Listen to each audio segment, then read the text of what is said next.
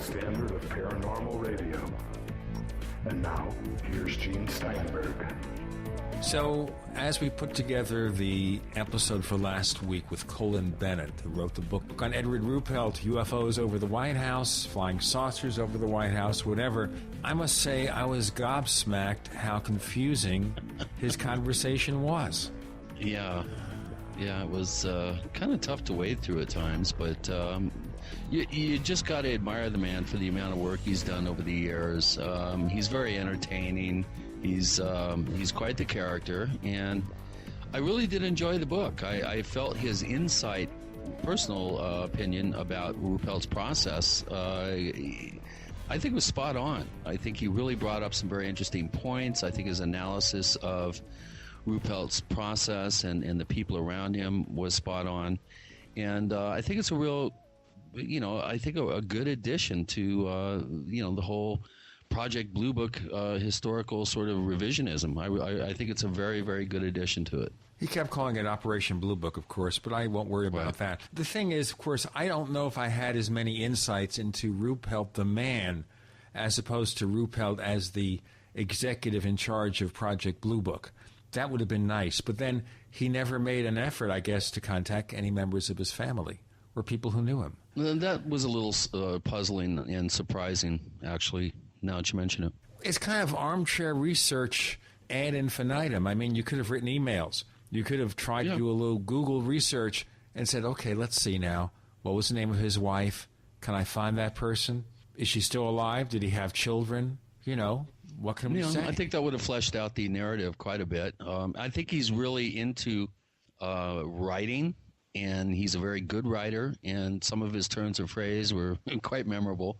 Don't ask me to recite one because I can't remember. Quite memorable, except that you couldn't remember one. Well, he's just very entertaining as a writer, and, being an aspiring writer myself, I can really appreciate someone that's got some real writing talent, which he does, obviously. And one thing that we didn't talk about was the Ray Santilli fiasco that I think he was involved in helping unmask with Phil Mantell. But I guess we'll have to have him back for another show and see if we can get some sort of audio filter that'll clean up the gobsmacking. Right. Well, he was coughing a lot through the episode. We kind of clipped that out. Basically, he had been ill, and I gather he was on the mend, and maybe that's why we weren't going to make him look... 3, 2, 1.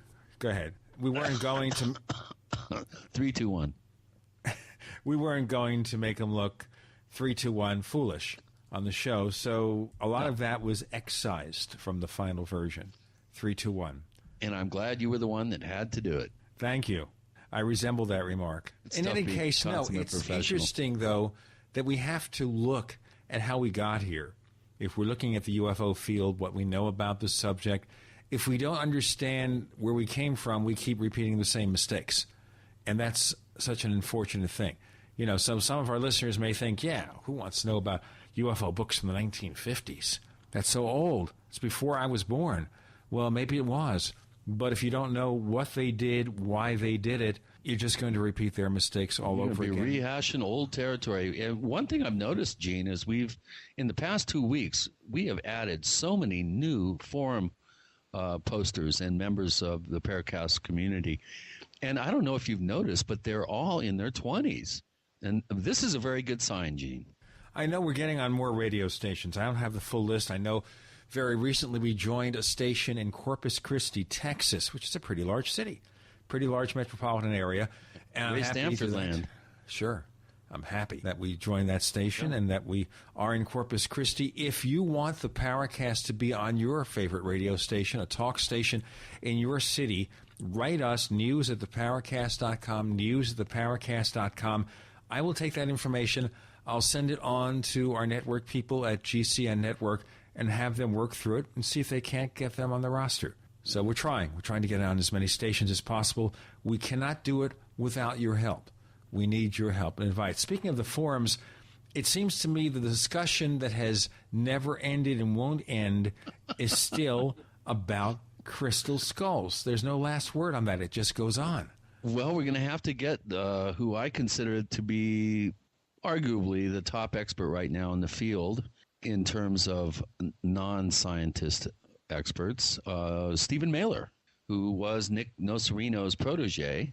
Nick, of course, was the longtime, well-considered crystal skull researcher who pretty much wrote the book on the subject, for better or for worse. But you're right, Gene. I'm just amazed. It's one of the largest threads that I've seen on the Paracast since I've become involved. And boy, and unless we kind of put the kibosh on it, it's going to continue. It's like Frankenstein. It's got a life of its own. Well, as long as it stays within the range of acceptability. I mean, it's kind of drifted out there a little bit, but as long as it remains acceptable, we'll keep it going. I mean, up till now, the longest thread we had was early in the Paracast Forum's history, where we talked about Billy Meyer. And that went on for thousands of posts until we said, this is enough. I can't handle this anymore. Let's just stop it. It erupts every so often. Another one was abductions. Yep. Okay, lots of discussion on abductions. And you wonder, when all this happens, why does a discussion thread, which is a topic of discussion in a forum, why it suddenly gets out of hand? A couple of simple messages and somebody drops in and says, oh no, it can't be that, and they give their opinion, and suddenly 10,000 messages later, they're still talking about it. Well, I must say, Gene, it's amazing. Several of the posters on the forum have spent days calling the Smithsonian, making phone calls all over, digging deep into the research material about the crystal skull subject. I mean, do these people have a day job, or do they have a life? They're independently wealthy. I think that's it right there. They have all the money in the world. They don't need any more money. So it's no big deal. Why can't they send it to us?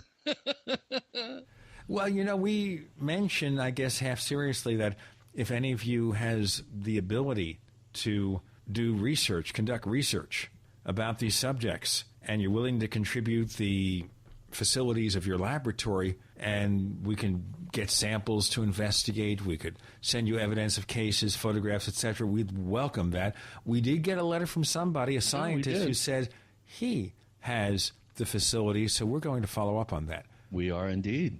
Sure. But, if we want to set up a fund for that, that would be nice. I don't know how to go about that yet. Okay? I'm not an accountant. We'll figure it out. We'll figure it out. Once the checks start coming in, we'll figure it out. But we'll have to do it, the fair and square, and make sure that the money's properly allocated. No nonsense, like the nonsense we heard about the controversy over at MUFON. I don't know who was the good or bad party there, but there were so many complaints there. We don't want to get into that. We're not a UFO investigative organization. We're just a radio show. It's just a talk show. But if we have some people who are willing to contribute towards investigation research, people who have the facilities, write us, news@theparacast.com, news@theparacast.com. Now, during the course of the discussion, wish I could figure out this part of the discussion, a few times Colin Bennett mentioned author Nick Redfern, who's one of our guest co-hosts, about the fact that he has contributed material towards Nick's new Men in Black book. The book is called The Real Men in Black. We're not talking about the fake Men in Black here. The Real Men in Black, evidence, famous cases, and true stories of these mysterious men and their connection to the UFO phenomena. Okay, now he's referring to phenomena as a plural, not a singular. Yeah. It's not a phenomenon, it's a phenomena. We'll have to debate that with Nick. The proper British gentleman, which one is it? Now, understand at the same time, as this is going on, they are making a new Men in Black movie, Men in Black 3, with the original stars, Will Smith, and of course Tommy Lee Jones, and I guess Rip Torn, who, if he can just keep his gun in his holster and not take it out when he's drunk and he's walking into a bank. He's a wild guy. And Josh Brolin is playing a young Tommy Lee Jones from the 60s. Josh Brolin? Well, he can play George Bush. I guess he can play a young Tommy Lee Jones. Yeah. Fascinating. Coming up next, we have The Real Men in Black is the book. Nick Redfern is the guest. I'm Gene Steinberg. The co-host is Chris O'Brien. You're in The Paracast.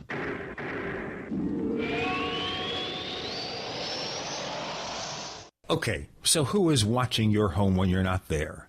Help protect your home with a security system monitored by ADT. It's the leader in home security. Remember, ADT is the #1 monitoring service in the country. It comes with world-famous ADT yard signs. The monitoring cost is just $1 a day. You probably pay more for coffee. This is the safety for your family and your possessions. You can save up to 20% on homeowners insurance. Just call Protect Your Home, your authorized ADT dealer. Call now and get $850 of equipment and activation free. Call 1-866-778-3127. Call 1-866-778-3127. And here's our fast disclaimer. $99 installation charge, 36-month monitoring agreement at $35 to $39 per month. Call for terms and conditions and license numbers. When making important financial decisions, you should always know the facts. That's why Midas Resources is willing to pay you to read the facts. Midas Resources, a team of hand-picked financial specialists with decades of financial experience who are ready to provide you with state-of-the-art, up-to-date financial services. Midas Resources offers a host of services and stands behind their products. In fact, if you call and order their free Midas report, Midas Resources will pay you. This detailed report will provide you with financial history on the safest and most profitable areas to invest in. If you read the report, Midas Resources will send you a free Walking Liberty Silver $50. So what are you waiting for? Get the facts and call Midas Resources toll free at 888-292-2709. That's 888-292-2709. And remember, if you read the Midas report, you'll receive a free Walking Liberty Silver $50.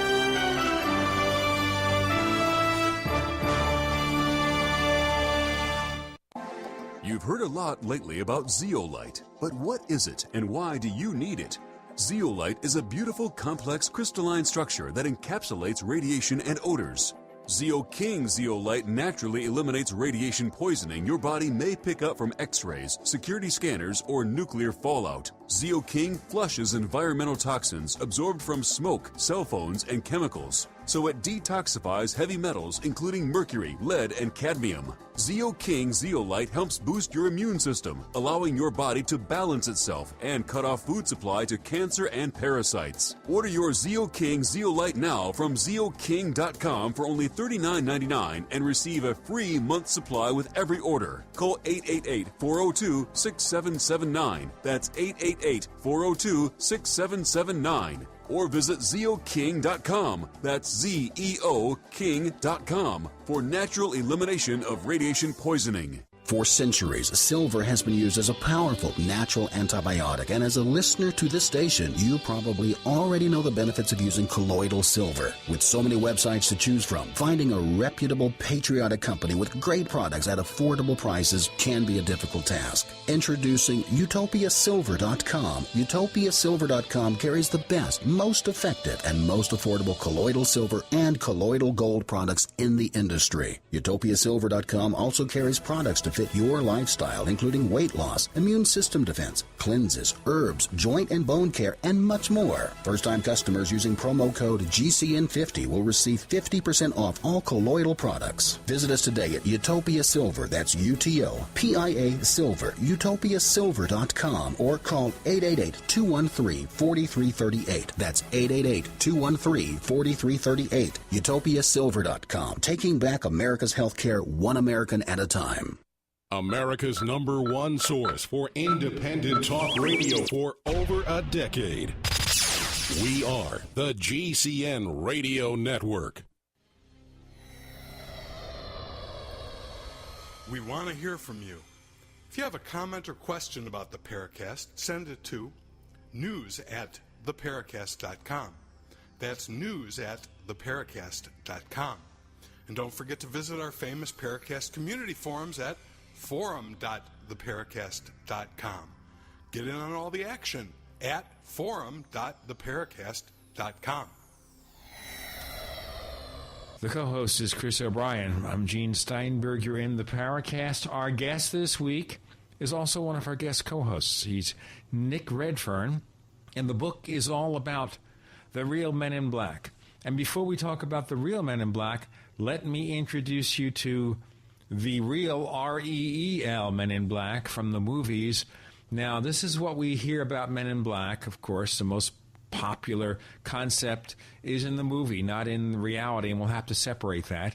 So from the movie, the original Men in Black movie, Will Smith was co-author and rap singer of this chorus. Here come the men in black, the galaxy defenders. Here come the men in black. They won't let you remember. Now, Nick Redfern, how do we separate the men in black from the graphic comic book, the movie, to the real men in black? Well, I think in some respects it's actually a difficult job, purely and simply because, when you have a movie and a sort of a motif, if you like, that's so popular and powerful within Hollywood, many people's perceptions, particularly those who've come to the UFO subject post, appearance of the film, their sort of views are created and sort of modified by the nature of the movie. The idea that the Men in Black mystery is solely one revolving around government agents silencing UFO witnesses or researchers, when the reality is that it goes into sort of far stranger realms. And, all I guess we can really do is point out that, the Men in Black movie, the comic book, yes, there is this aspect to that in the real-life Men in Black stories, but there's equally far stranger aspects to it as well. Specifically here, originally when we heard about Men in Black in connection with the Albert K. Bender incident back in the early 1950s, we thought of them as government agents who were just around to frighten people into shutting up about what they might know about UFOs. When did it deviate from that concept, which isn't so difficult to understand? Well, I think in some respects, it's always been there, but it's been sort of under the radar a little bit, and people have just misperceived what the Men in Black mystery is about. It's good you bring up Albert Bender, because chiefly he was the one person more than any other, arguably, who sort of gave birth to the whole Men in Black puzzle. Now, Bender was an intriguing and kind of weird character as well. He was steeped in not just ufological research, but also the realm of the occult, the supernatural, the paranormal, both in fiction and in fact. He was someone who delved into Ouija boards, black magic, all sorts of things. And he actually lived in an offshoot of the attic of his stepfather's home, which was sort of replete with the requisite creaking floorboards, and he painted sort of graphic imagery of monstrous faces on the walls of the attic. He sort of lived in this sort of unusual environment, doing UFO research, dabbling in the occult. The story was that after he set up this group called the International Flying Saucer Bureau in the early 50s, which actually reached almost like stratospheric heights. What do we mean by stratospheric? How big? Well, his group, most people set a UFO group up in the little town or the city where they live, and they have monthly meetings where 50 people will turn up. What happened was with Bender's group was it actually attracted interest from all around the world, and there were chapters in Britain, in Australia, you name it, in the developed world, there were chapters. And his newsletter literally, went out to hundreds of people. And the group became, I guess, like a major force within the entire UFO field for a brief time. And I say a brief time because literally within a year, Bender quickly closed the IFSB down and alluded to having got a visit from 3 guys in black suits who basically said, if you know what's good for you, you'll walk away from this subject. Now, the reason we know this is because Bender quietly told a couple of friends and colleagues, one being an early UFO researcher named Augie Roberts, and also told Gray Barker. Barker and Bender were friends, and they shared interest in UFOs and the occult. And Barker, as you know, was a sort of very well sort of rounded writer. He, very, very atmospheric writer. You do have to, as I point out in the book, be careful how to separate fact from fiction and sort of metaphor and parable, etc., in Barker's works. But his book, his 1956 book, They Knew Too Much About Flying Saucers, told the story of Bender's IFSB and how the clampdown came. Now, if you read the book, a lot of people have assumed that the book says that Bender was shut up by the government. It actually doesn't. It implies that, but it doesn't specifically come out right and say so. And one of the reasons why is because Barker full well knew that the story that Bender was hiding actually didn't really support that notion. What happened was that a few years later, in 1962, Bender published or wrote his own book that Barker published, titled Flying Saucers and the Three Men. And in this book, Bender's MIB, a sort of far stranger, they're the sort of definitively weird, pale-faced, glowing-eyed, sometimes men in black, wig-wearing, makeup-wearing characters that seem more ominous and unsettling than the government side of things. And he said that those entities would literally sort of manifest in the attic, and he'd go into almost like an altered state where he would smell like fire and brimstone, he'd feel dizzy and nauseous, the room would start to spin, and suddenly the men in black would appear. He said that these were the entities that told him to quit UFO research. So, in other words, he was a contactee. Well, yeah, I mean, you could argue he was a contactee, but I think the important thing is that even Bender's story, which kicked off the Men in Black mystery, does point out that, although there is a government angle to this, and ironically, where the Bender story gets confusing is that I used the Freedom of Information Act and found that the FBI had actually opened files on both Bender and Barker, even to the extent where there's one document in the file that I reproduce in the book, which talks about how none other than J. Edgar Hoover ordered one of his agents to get hold of Barker's they knew too much about flying saucers. So, on the one hand, we have Bender talking about being visited by paranormal, almost, men in black, and yet we have the FBI, who at that time wore suits and fedoras or Homburg hats, etc., also taking an interest in Bender. So this is why it gets into such confusing and overlapping areas, I think. But with Bender, can we take him seriously, or did he just write that book, and I gather Barker probably did heavy editing of it? Did he write that book just to answer the questions, or just to have a little notoriety because of his interest in horror films, the paranormal, etc.? Well, I mean, that's a good question. It's one, that I also raise in the book. There's, I don't shy away from the fact that this entire issue is steeped in major controversy. Now, for example, as I said, there's no doubt that Bender set up the organization and that it did reach, big heights. And bear in mind, this was also at the time when the CIA's Robertson panel was recommending that, the yearly new UFO groups in the U.S. should be watched carefully, for any issues relative to patriotism or infiltration by the dreaded Ruskies, etc. And so, on the one hand, some people speculated that Bender actually got a visit from government people, but then kind of modified this into a fantastic tale of a meeting with occult men in black, either to gain notoriety or because he was fearful of actually telling the truth and getting into trouble with the FBI. But enough of the story had leaked out to where he had to say something. I'll tell you what, we'll get into more of Albert Bender, the real Men in Black, and lots more with Nick Redfern. I'm Gene Steinberg. The co-host is Chris O'Brien. You're in the Paracast.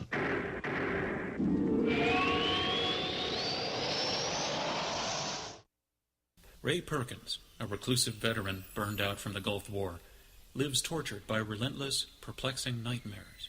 Nightmares of a horrific battle in deep space and of a mysterious woman suffering in agony for her devastated world. A woman not yet born, calling across centuries to him. Then, a coincidence leads him to his destiny, his chance to alter the universe. Attack of the Rockoids. The former fiction editor for Star Wars and Indiana Jones, Robert Simpson, writes, "The soul of the novel Attack of the Rockoids lies in its heart and passion for building a convincing tale of a love that spans the galaxy. A thrilling story. Attack of the Rockoids is available now. Read a sample chapter and get a special discount off of the cover price at our website, rockoids.com. That's ROCKOIDS.com. Attack of the Rockoids, a novel in the grand science fiction tradition. Ready to save? Then you're ready for the Super Summer Sale at Herbal Healer Academy. Herbal Healer has been the leader in quality natural supplements for 23 years. Log on to herbalhealer.com and take advantage of Herbal Healer Academy's incredible savings on 500 parts per million colloidal silver, the best pharmaceutical grade available, and all sizes on sale. Super Male Plex with Uhimbi and Super Femplex for summer toning. Buy glucosamine chondroitin 60 caps, summer sale priced at only $12. Colon Enhancer 250 caps, summer sale priced at just $18. And if your brain's a little foggy, we have a great supplement on sale called Memory Power. Log on and hit the postcard specials link for more super summer savings at herbalhealer.com. As always, new customers get a free catalog with first order. Herbal Healer Academy, healing the world with nature, one person at a time. If you drive for a living, you don't get paid to stop or wait in line. Keep your wheels moving with pre-pass. Bypass way stations, fly-by port of entry facilities. Stay moving at highway speed while the guy without pre-pass waits in line. Save time, save money. Call 888-401-PASS to try pre-pass free.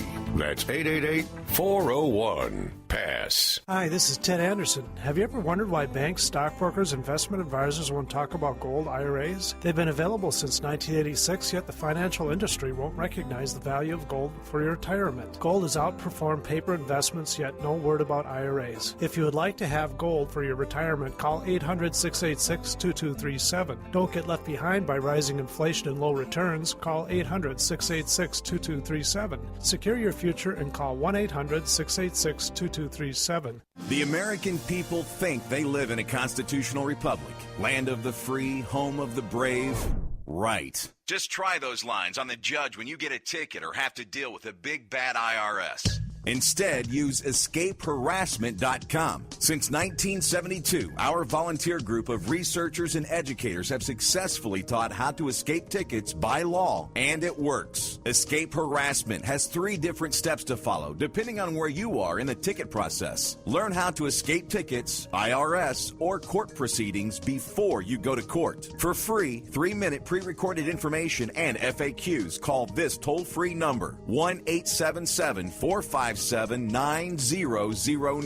That's 877-457-9009. Or go to escapeharassment.com and see our money-back guarantee. That's escapeharassment.com. Remember, escape harassment works.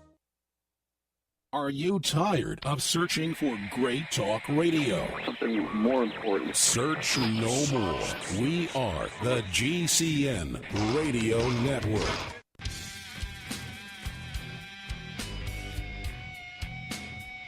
This is Kurt Seven, the author of UFO Mysteries, and you're listening to the Paracast. The subject is Men in Black, not the kind that Will Smith and Tommy Lee Jones and all those people portray in the movies, but the ones supposedly real. With Nick Redfern, the book is called The Real Men in Black. I'm Gene Steinberg. The co-host is Chris O'Brien, a learned scholar, according to Nick. That's correct. That's what he is. Oh, well, this show is just getting away from me here. It's being taken away, and they're taking me away. Now, okay, let's have more of a devil's advocate theory here about Albert Bender.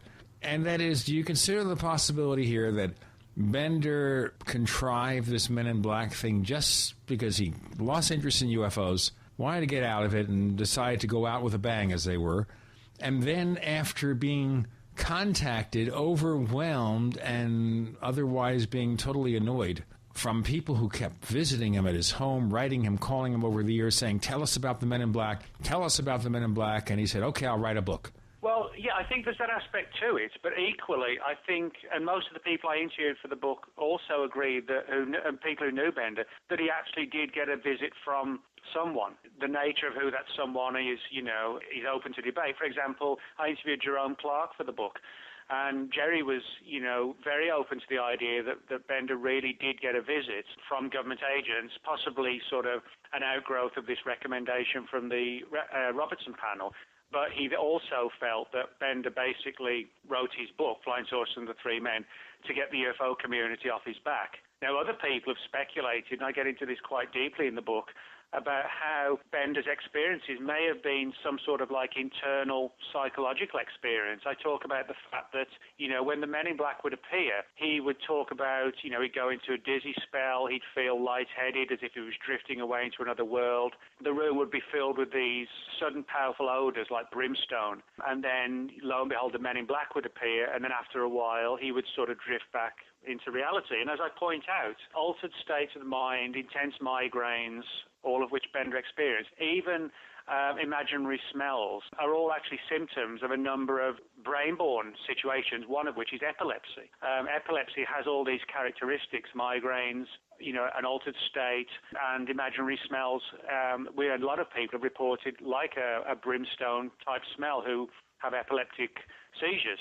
Now, I'm not saying he definitely had epilepsy, but when we look at these aspects and characteristics of how the Men in Black would appear and the physical effects it would have on Bender, I don't think we can rule out that the idea that he wasn't a hoaxer, that he was genuine reporting something, but a lot of it may have been born out of a brain-born psychological condition linked with his own subconscious worries about having actually been visited by government agents, and it all sort of spilled out into almost like a waking dream type scenario that may have had even some sort of external reality to it, who knows? But I don't think it's as simple as he just wanted to quit the subject, so he wrote a book and saying, this is why I quit, now leave me alone. Now, I remember in my early years that Bender appeared before Jim Moseley's discussion group in New York after the book came out.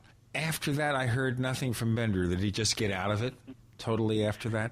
Oh, yeah. I mean, yeah, he just quit the subject. I mean, this is the interesting thing. I mean, you find often in ufology, people quit it, they come back to it, or if they don't, they'll write their memoirs years later, or they'll still stay in touch with people in the field and say, hey, what's the latest news?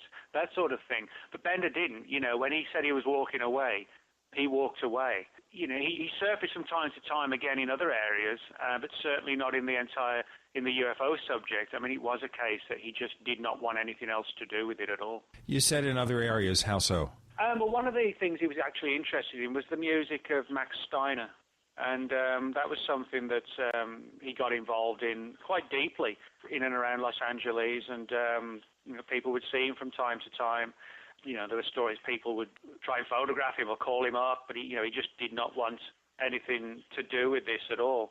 And what he was actually doing when he was in California, he was involved in preserving the work of Max Steiner, who's a film composer.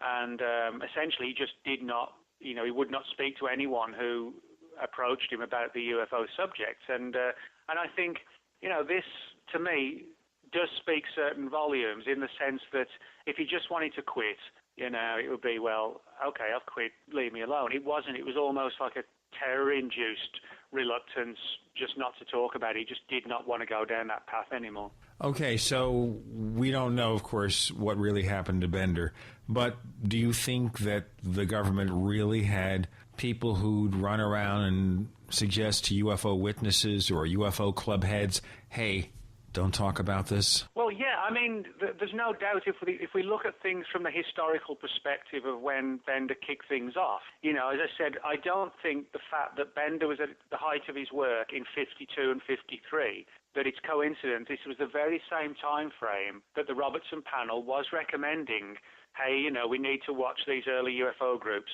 to see if they've been infiltrated, directly or indirectly, what their patriotism or not isn't with respect to the United States, watch them closely and report back.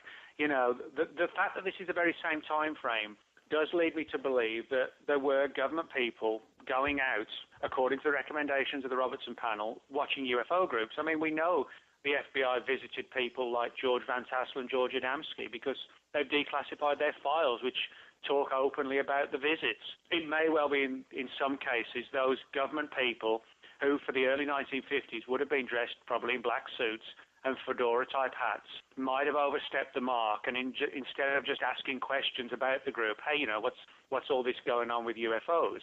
What are you doing? They may have overstepped the mark and made a veiled warning, and some of these stories may have sort of nurtured the Men in Black mythology. And I do wonder if that is what happened with Bender. But then, if he did have some sort of condition of the brain and all these subconscious worries about, being visited from the FBI, which might have been fairly traumatic for him, spilled out into some sort of, obscure but nevertheless significant altered state in which this whole scenario plays out in his mind when he possibly is in an altered state, but it is based on a reality that becomes distorted through his subconscious fears, etc. Okay, so where did the Men in Black begin? Was it with Bender, or are there other cases predating Bender that involve people like this? Well, there are. I primarily began with Bender in the book, chiefly because, he was the one person more than anybody else who kicked off the mystery, and then Barker certainly, took it to even bigger levels 3 years later in 1956 with his book. But if you look back into certainly UFO law from 47, the notorious Maury Island case in Tacoma, where allegedly like a fleet of UFOs was seen over the harbour at Maury Island, and one supposedly exploded and rained debris down onto the shore and into the waters. That case is sort of replete with Men in Black aspects, things like telephone interference, bugging of UFO researchers, even somebody dressed in black warning one of the key players in the story not to talk about the event. But when you look at it, this sounds more like a straightforward intel op where military personnel were going out and, watching people talking about the Maury Island case, which may not have had any merit to it, but, government was, elements of the official world were still interested in it. Well, they did. They sent Air Force officers to collect physical evidence, and they were killed in a mysterious plane crash.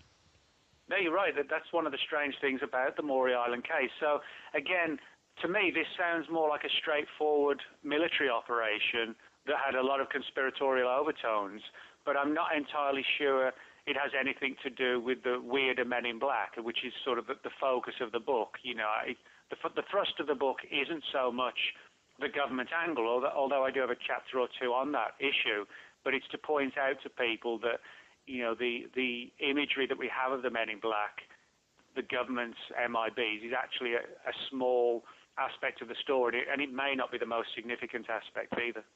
Well, Nick, you also bring up, and I think insightfully so, that all down through history, there have been figures associated with unusual occurrences, warning people, and oftentimes they're dressed in black. I'll tell you what, we'll get into these historical Men in Black soon. In our next segment, we have Nick Redfern. The book is The Real Men in Black. I'm Gene Steinberg. The co-host is Chris O'Brien. You're in the Paracast.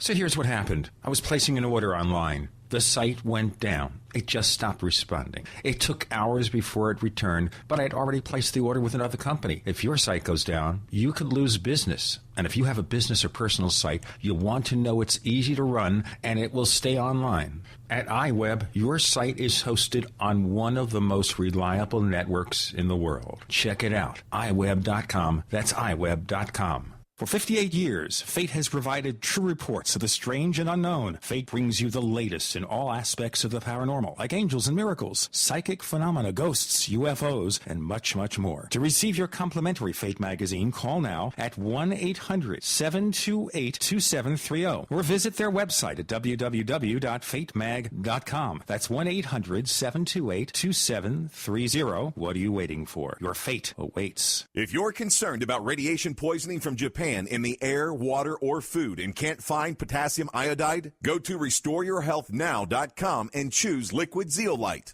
Liquid Zeolite is hands down the best product to remove radiation from your body and safely removes toxins, heavy metals, boosts energy levels, and promotes a strong immune system. For fatigue, muscle weakness, headaches, memory loss, influenza, joint pain, or toxic radiation poisoning, use Liquid Zeolite from RestoreYourHealthNow.com. Liquid Zeolite is so powerful it was used to clean up contamination in Chernobyl, yet so gentle you won't even know you're taking it. Liquid Zeolite comes with a money-back guarantee, but is only available at RestoreYourHealthNow.com. Learn how to get free bottles of Liquid Zeolite at RestoreYourHealthNow.com. That's RestoreYourHealthNow.com or call 800-880-9976. Call 800-880-9976 today and learn how to get free bottles of Liquid Zeolite. Never buy home canning jar lids again. No kidding. When you buy Tadler reusable canning lids once, you'll never buy canning lids ever again. Safely store emergency preparedness foods for years. Traditional metal lids are single-use throwaways containing BPA. But Tadler reusable canning lids are guaranteed to last a lifetime when used as designed for home canning. Tadler lids are made with a USDA and FDA-approved food-grade plastic, safe for direct food contact, and contain no BPA. Tadler lids are dishwasher safe, usable with standard pressure or water bath canning, eliminate food spoilage from acid corrosion, fit standard standard mason jars, are indefinitely reusable, and are proudly made in the USA. Place orders at reusablecanninglids.com or call 1-877-747-2793. 877-747-2793. Call 877-747-2793 or go to reusablecanninglids.com. That's reusablecanninglids.com for Tadler reusable canning lids, the original since 1976.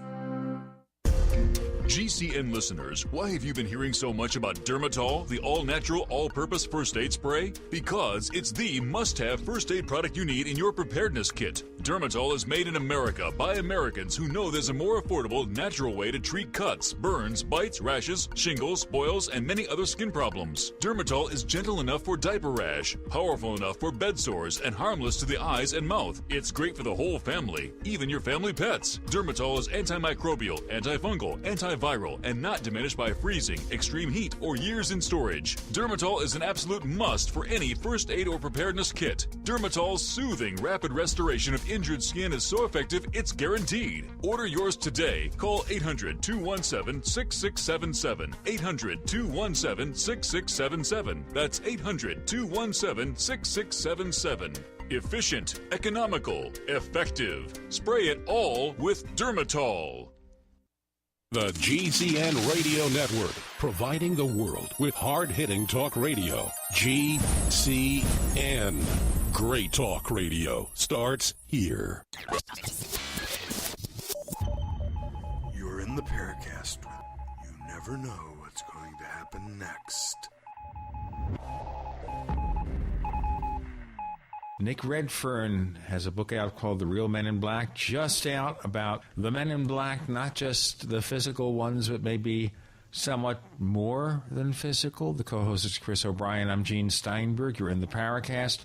Before we broke, Chris was posing this fascinating question about historical men in black. You want to continue with that question, Chris, before we get the answer? Well, I think it's pretty simple that there have been reports down through history, whether they're credible or not. I think at this point is beside the point. But figures dressed in black have figured prominently in some pretty interesting incidences that have been supposedly documented and recorded down through history. You want to address that a little bit, Nick? Yeah, sure. I mean, this is an interesting thing, is that the more we look back into this mystery, we find it's not just a modern-day one. It's a very old one, but it seems that what we have today is more of like a modern-day motif of a very ancient puzzle, if you like. Now, to give you a classic example, in 1905, there was a wave of UFO encounters in Wales, in the United Kingdom.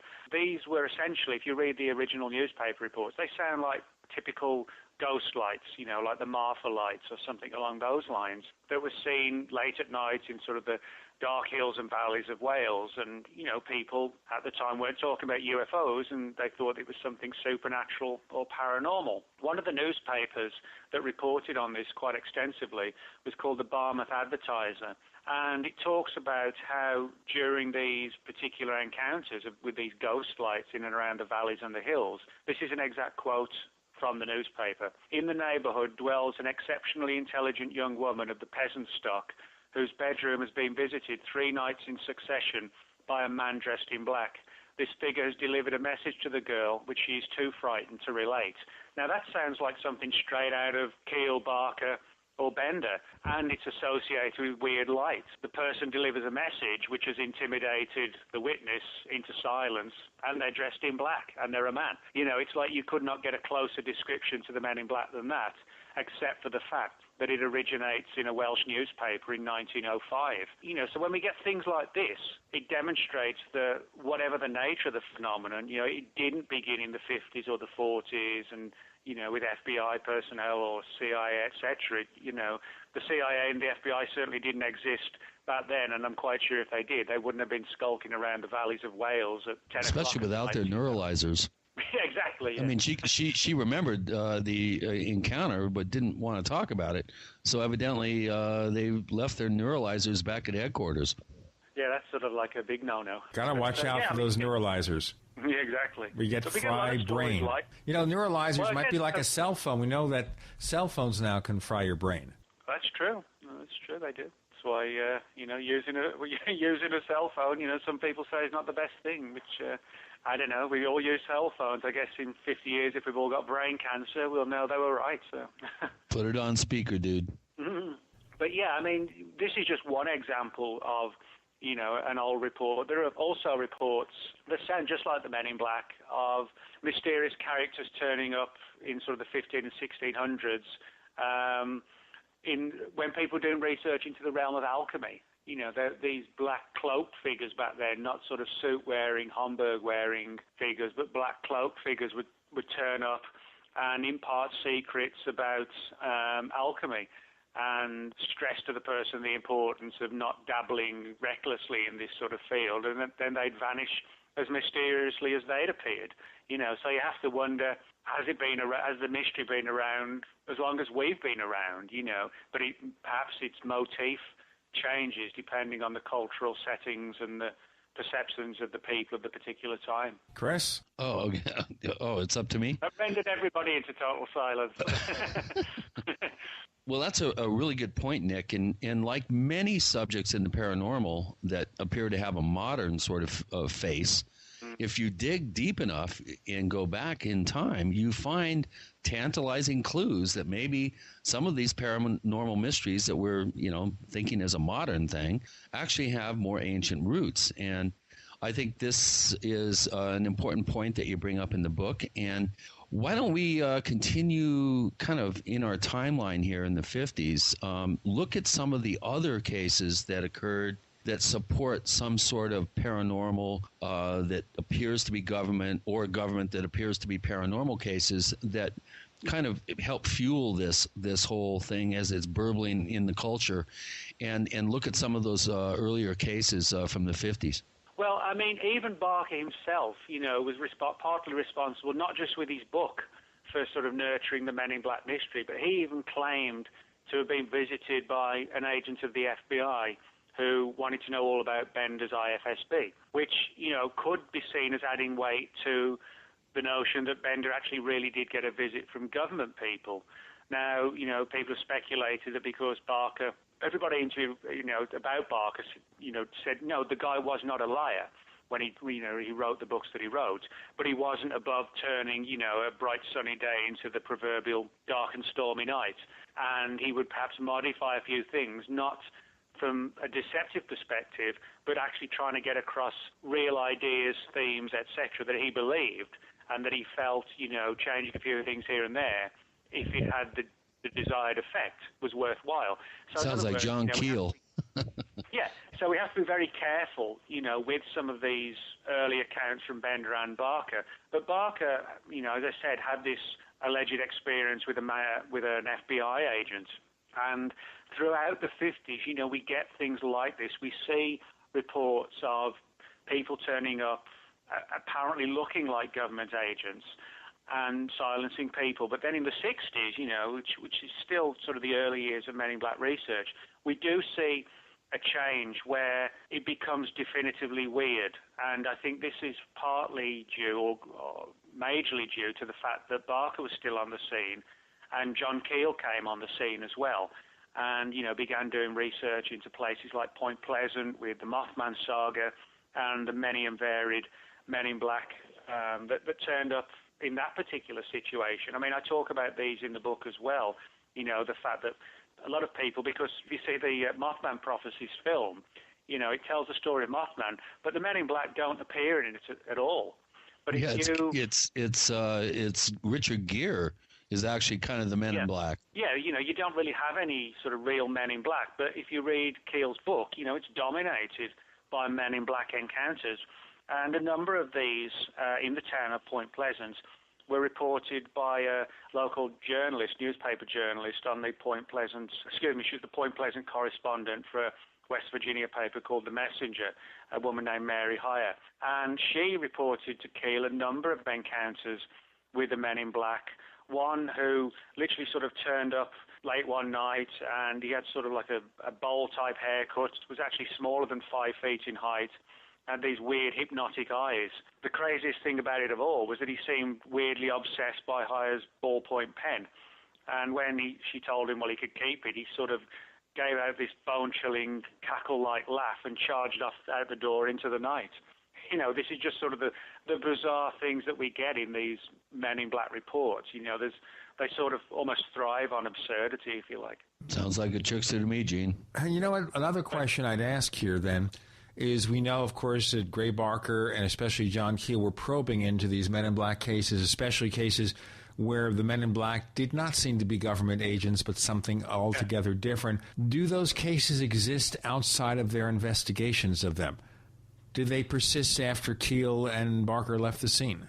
Well, yeah, they do. I mean, I'll give you a quick example of Keel's involvement, if you like, which is a really very, very strange story. But just before I get to the issue of, you know, whether they existed after they finished their investigations, one of the people I interviewed extensively for the book was Brad Steiger, because Brad, who's still, you know, a big player on the scene today, he was around, you know, back in the early to mid-'60s when the second wave of Men in Black law, if you like, was really taking off. And he got to know people like Keel, Barker, Jim Moseley, Alan Greenfield, people like that. And Steiger told me in one of the interviews that I did with him for the book, and this is reproduced in the book, how there was one thing he wanted to discuss with me, or chose to discuss with me, which he was a bit reticent to do so, and he'd never spoken about before. But he told me how when he came to know John Keel, and, you know, they would have dinner together and a meet-up, etc., that he told him, Keel told Steiger how one occasion the Men in Black actually visited Keel at his own apartment. And according to the story told to Steiger by Keel, these Men in Black literally manifested through the front door of his apartment. And Steiger said when he was sat opposite him hearing this story, he did not get the opinion that, you know, Keel was pulling his leg, yanking his chain or whatever, that he was deadly serious, that, you know, these Men in Black had essentially scared the hell out of him by just literally kind of materializing through the door. We'll have more of these incredible encounters of the Men in Black with Nicholas Redfern, author of The Real Men in Black. The co-host is Chris O'Brien. You're in the Paracast.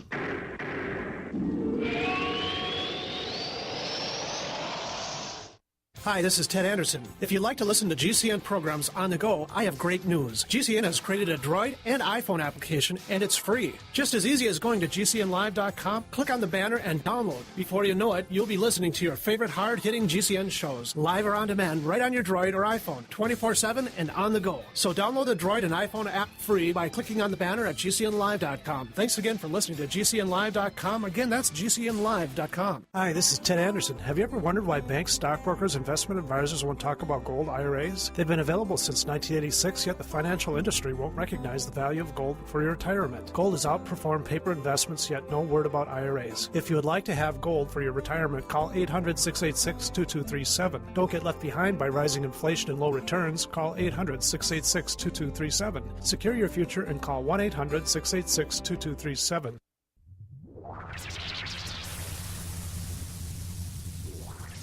Welcome back to the Paracast, the gold standard of paranormal radio.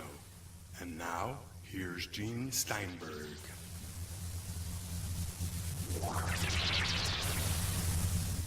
I want to remind you that we're still working on these ideas for a premium service, the Paracast Pro. We welcome your suggestions, special interviews, special videos, lots more stuff in the wings. Let us know what you think about all of this. Write us, news@theparacast.com. That's news@theparacast.com. We have Nick Redfern. He's author of a book called The Real Men in Black, subtitled Evidence, Famous Cases and True Stories of These Mysterious Men and Their Connection to UFO Phenomena. And he's not talking about the lyrics of Will Smith's Men in Black song from the movie. The co-host is Chris O'Brien. I'm Gene Steinberg. You're in the Paracast. Before we broke, you were telling us a story, and the story is that these Men in Black, in a sense, materialized in his apartment in New York, right? Where he said, for example, that he was talking to Brad Steiger about this, and he said that the three Men in Black materialized in his New York apartment. Would you go on? Yeah, sure. Well, this is sort of one of the strangest stories and surprising stories. You know, I never anticipated getting anything like this. When I interviewed Brad Steiger, because he was sort of a key player, well, he still is a key player in the phenomena today, but certainly, he was one of the earliest players in the second wave of Men in Black encounters in the 1960s, and got to know people like Jim Moseley, John Keel, Alan Greenfield, all the early people in MIB research. And Brad told me there was a story that was given to him by Keel that he felt a little bit reticent about telling, but he said because Keel had told him personally, he felt now was the time to relate it. And he said that how on one occasion Keel had told him that Keel himself had an encounter with the Men in Black. We already covered that in the previous segment, Nick. I don't want to repeat it. I just want to go to the point where they appear in his apartment. Go ahead. Oh, okay. Well, the Men in Black appear in Keel's apartment, and essentially, there's a threat made. It's sort of an intimidating thing about, this isn't an area to be digging into or delving into. And the story was that, it really did spook Keel. It certainly didn't make him quit his research, but the fact that these MIB appeared, made the usual veiled threat and then kind of ethereally vanished as weirdly as they'd first appeared, made him realize, and made Steiger realize as well, that this wasn't just, some sort of government psychological operation, that there was a far weirder thing going on. And you're certain here that Keel, at least as far as Steiger is concerned, was not pulling his leg. Steiger told me that he was absolutely convinced that Keel, from his mannerisms and the way he related the story, was telling him an absolute truth, that Keel fully believed this experience occurred and related it as it occurred to Brad. Chris? Well, that kind of would explain some of Keel's post Mothman prophecy work as being, he kind of ratcheted up the paranoia, I think, in the man. He seemed to get a little twitchy after that. Do you see any other, you've researched this subject so extensively. Do we have any other clues that Keel may have had other encounters with Men in Black or was warned off particular investigations?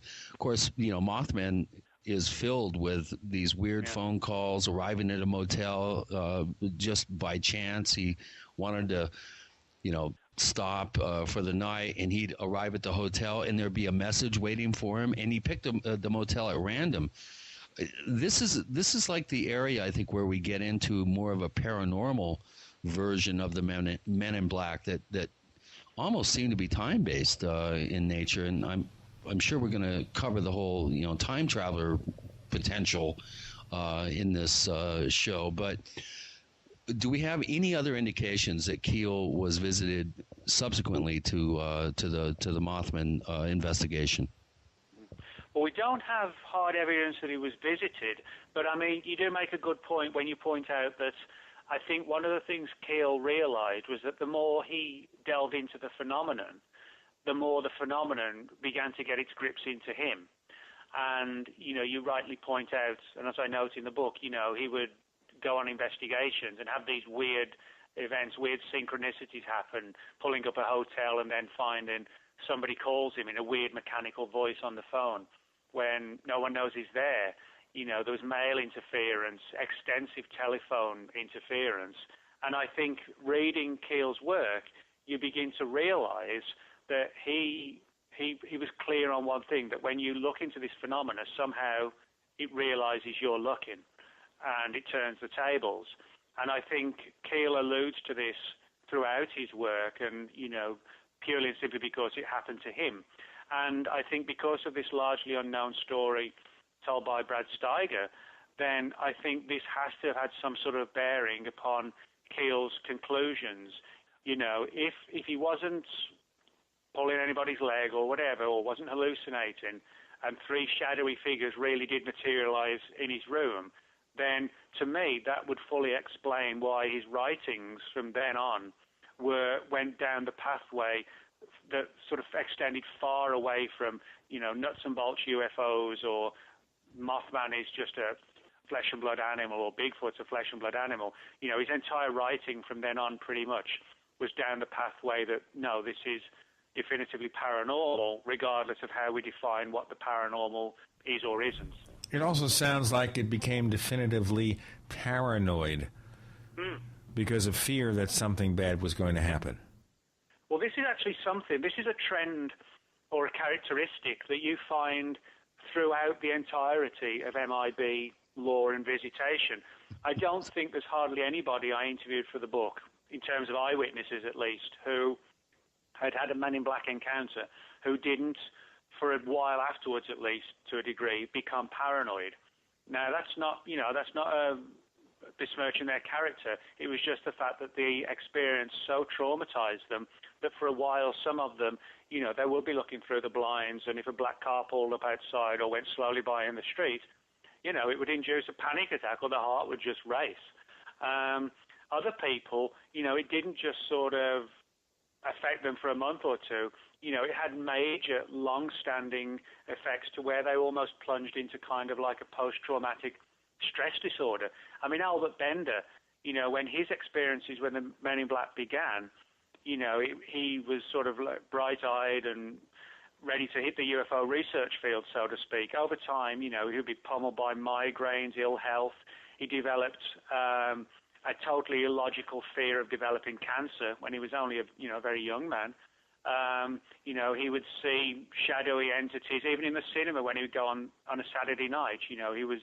He claimed to have seen sort of Men in Black type characters sitting in the corner in the shadows of the old theatre when he'd be there watching films.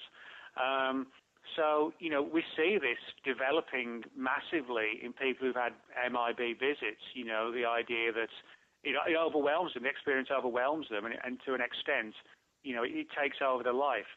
And Bender also developed, from his own work, we can sort of realize this. He developed OCD, obsessive compulsive disorder. He actually points out in his book how in his office everything has its own place, and he could immediately tell if anything had been moved even slightly. And he would even get really irritated if friends visited and picked something up and didn't put it back in its exact place. And that's like a classic OCD thing, which is often provoked when somebody has a traumatic event, and controlling their environment helps them to ease that trauma. Well, this is an interesting case here, then. And can we look into a whole case history of people with OCD that something frightening precipitated those particular reactions or behavior? Well, I mean, I wouldn't try to, claim to be a psychologist or psychiatrist or anything like that. But I think, a lot of long-standing psychological conditions do have a basis in, one underlying incident or event.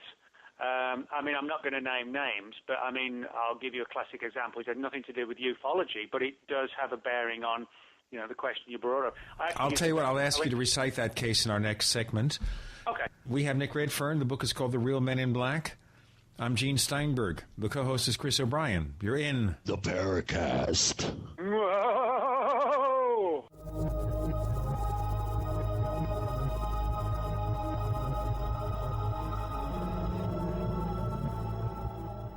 Have you been sitting on a few great domain name ideas but haven't locked them in for yourself? Good. Now you can buy them through the #1 domain name registrar, Namecheap.com, as voted by the top tech blog Lifehacker. Just like the name says, you can buy domains cheap, as low as $2.99. And every new domain comes with WhoisGuard, our special privacy service, free for the first year. Now that you know, it's time to grab those domain names before someone else does. Namecheap.com. Go now. Namecheap.com. Fate magazine provides true reports of the strange and unknown. Keep up with the latest on angels and miracles, psychic phenomena, ghosts, UFOs, life after death, and much, much more. To receive your free issue of Fate magazine, call now at 1-800-728-2730 or visit their website at www.fatemag.com. That's 1-800-728-2730. What are you waiting for?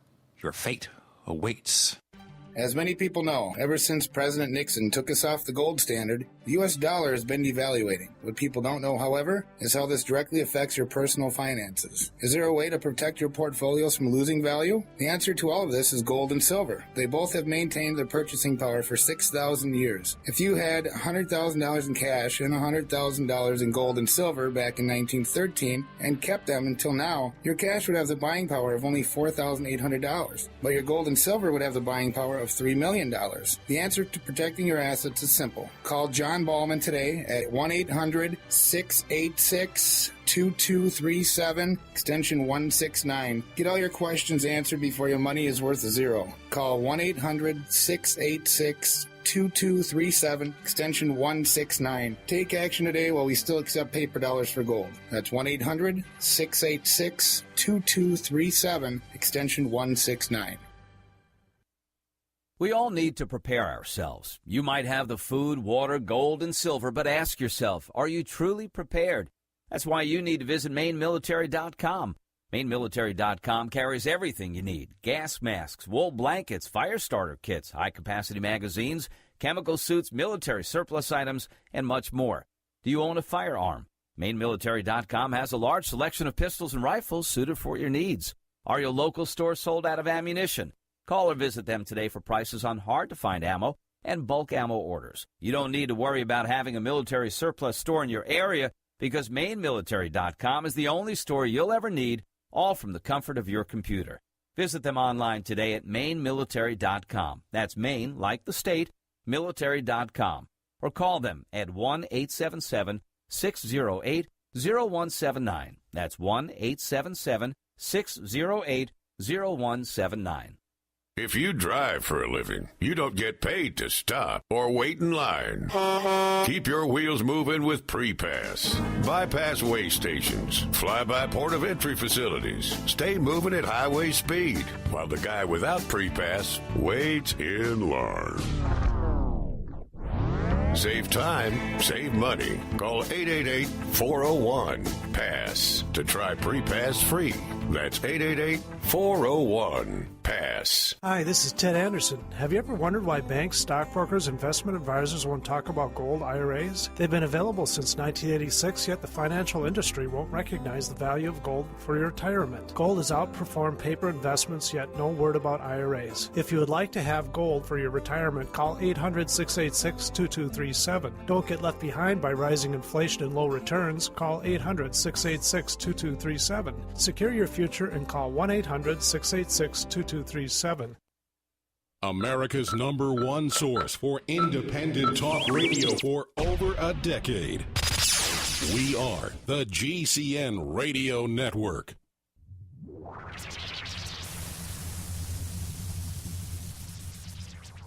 We want to hear from you. If you have a comment or question about the Paracast, send it to news@theparacast.com. That's news@theparacast.com. And if you want to catch up on past episodes, we have hundreds of shows for you to download direct from theparacast.com. That's theparacast.com. Or check us out on iTunes. I will not tell you where that laughter came from. Dang, Nick. You're scaring me. You're raining on my Paracast parade here. Nick Redfern is joining us, and when Nick is here, it's never real, or it's real beyond reason, depending on your point of view.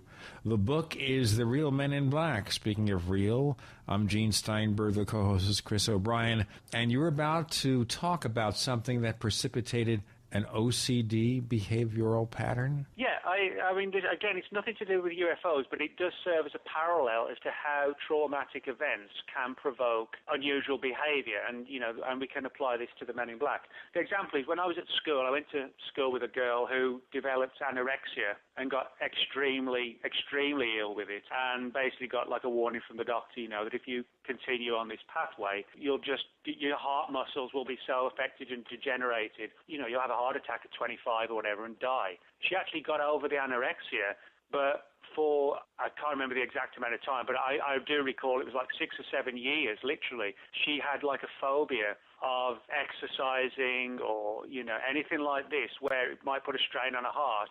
and she had like 3 or 4 heart checkups at the hospital just to make sure that there was nothing wrong with the heart, and the doctors were like, well, no, you're one of the lucky ones, it's fine. 6 months later, she had to go back and have another one just to make sure, and another one just to make sure. And it was kind of a phobia that she'd damaged her heart, and it came to dominate. She wouldn't go dancing, worried about walking, running, had to keep having it checked. And I think, this shows how a traumatic event can actually mold a person's life. And I think that is what happened with Bender. It was so traumatic, whatever it was, that it had an effect on his entire outlook with respect to UFOs, his subconscious, which may have had a bearing on how these entities manifested, maybe. And we find that in other witnesses, as I said, the twitching the curtains, worrying that there's a black car outside. It's all sort of symptomatic of a similar psychological issue that has like an initial starting point. Nick, one of the things that we do here at the Paracast, as you well know, is introduce a thread on the forums that allows our forum posters to pose some questions. And before we get too far down the pike here in the show, I'd like to introduce a few questions that we've had posted from the forum. So, you mentioned this is from Ocean's Lost, who is a fairly new member of the Paracast forum. And I want to change tact a little bit here and go back into the history of this, and especially in the British Isles. My question is, Nick, have there been any reports in England at all? Being English as well, I haven't heard of any, and if there do the sightings happen in the country or city more? In other words, is it a rural or is it an urban thing?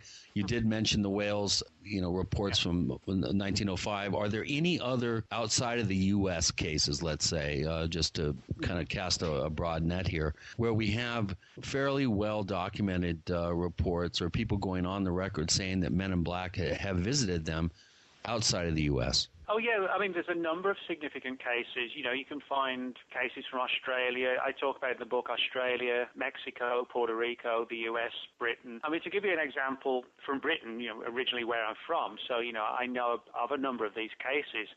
What's interesting is that in the US, the Men in Black, when they appear, they often turn up in black cars, which seem very out of date for the period. They'll turn up in what look like brand new 1960s Chevys or something like that. In England, they turn up in what look like 1960s era Jaguars.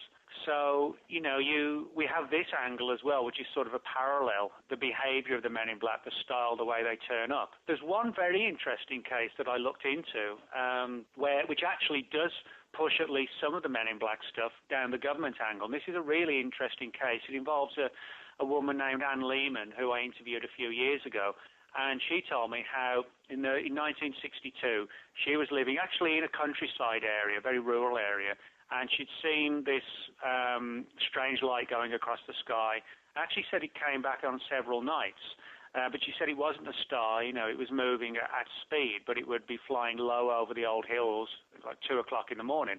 And she took a step to contact her local Air Force base and said, I've seen this strange thing, what is it? She said that a couple of nights later, literally at night, somebody turned up at the front door, and she said it was a guy in a black suit, black hat, and there was a black car outside, and she invited him in, and he listened carefully as she told this story. And the upshot was, he said, well, it probably would be a good idea if you didn't talk to your friends about this.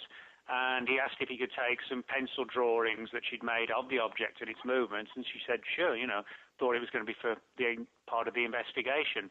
And he vanished as mysteriously as it appeared.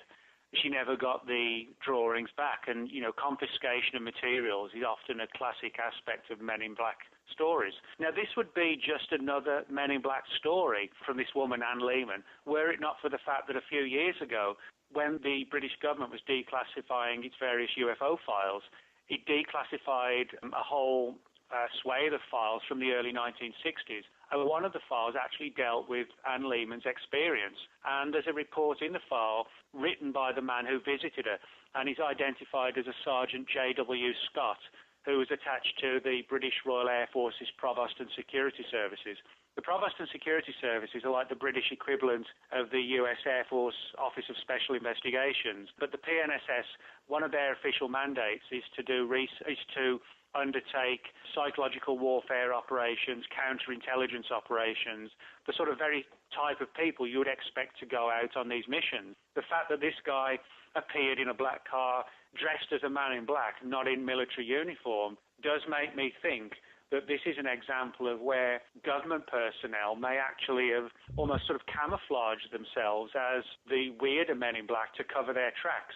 And they would have covered their tracks had this file not quietly surfaced at the London National Archives a few years ago, fully confirming everything that Anne said about getting the visit and materials being taken from her and not returned. Yeah, I have a question here from one of our moderators at the forum.theparacast.com, Ron Collins, and he brings up a very interesting question, which I think is quite insightful. I often hear that they wear nondescript clothing, thus the MIB moniker, but have they ever been seen to carry equipment, wear watches, talk on phones, or utilize technology in any way? Now, that's actually a very good point. For the most part, they don't. You know, you would imagine if these were government people, particularly in today's technology, and we get reports up to the present day, you know, they would be turning up with tape recorders. Even in the 70s, you know, sort of the early chunky, bigger tape recorders, you know, they didn't have anything like that. It was almost just a case of turning up, asking a lot of weird questions, but not chronicling anything either by audio equipment or, you know, writing it down quickly in shorthand or whatever. It's just a case of almost sitting there listening, then thank you very much, and leaving. It's almost as if, you know, the interview is actually like a stage for something else. It's like the reason for the visit, as I speculate in the book when we get into the issue of things like tulpas and stuff like that. Maybe the purpose of the visit... Or vampires, inviting them in. Yes. Okay, we'll get into the vampire realm, like True Blood, shortly. Nick Redfern's the guest. The book is The Real Men in Black. Are they vampires? Your co-host is Chris O'Brien. I'm Gene Steinberg. You're in The Paracast.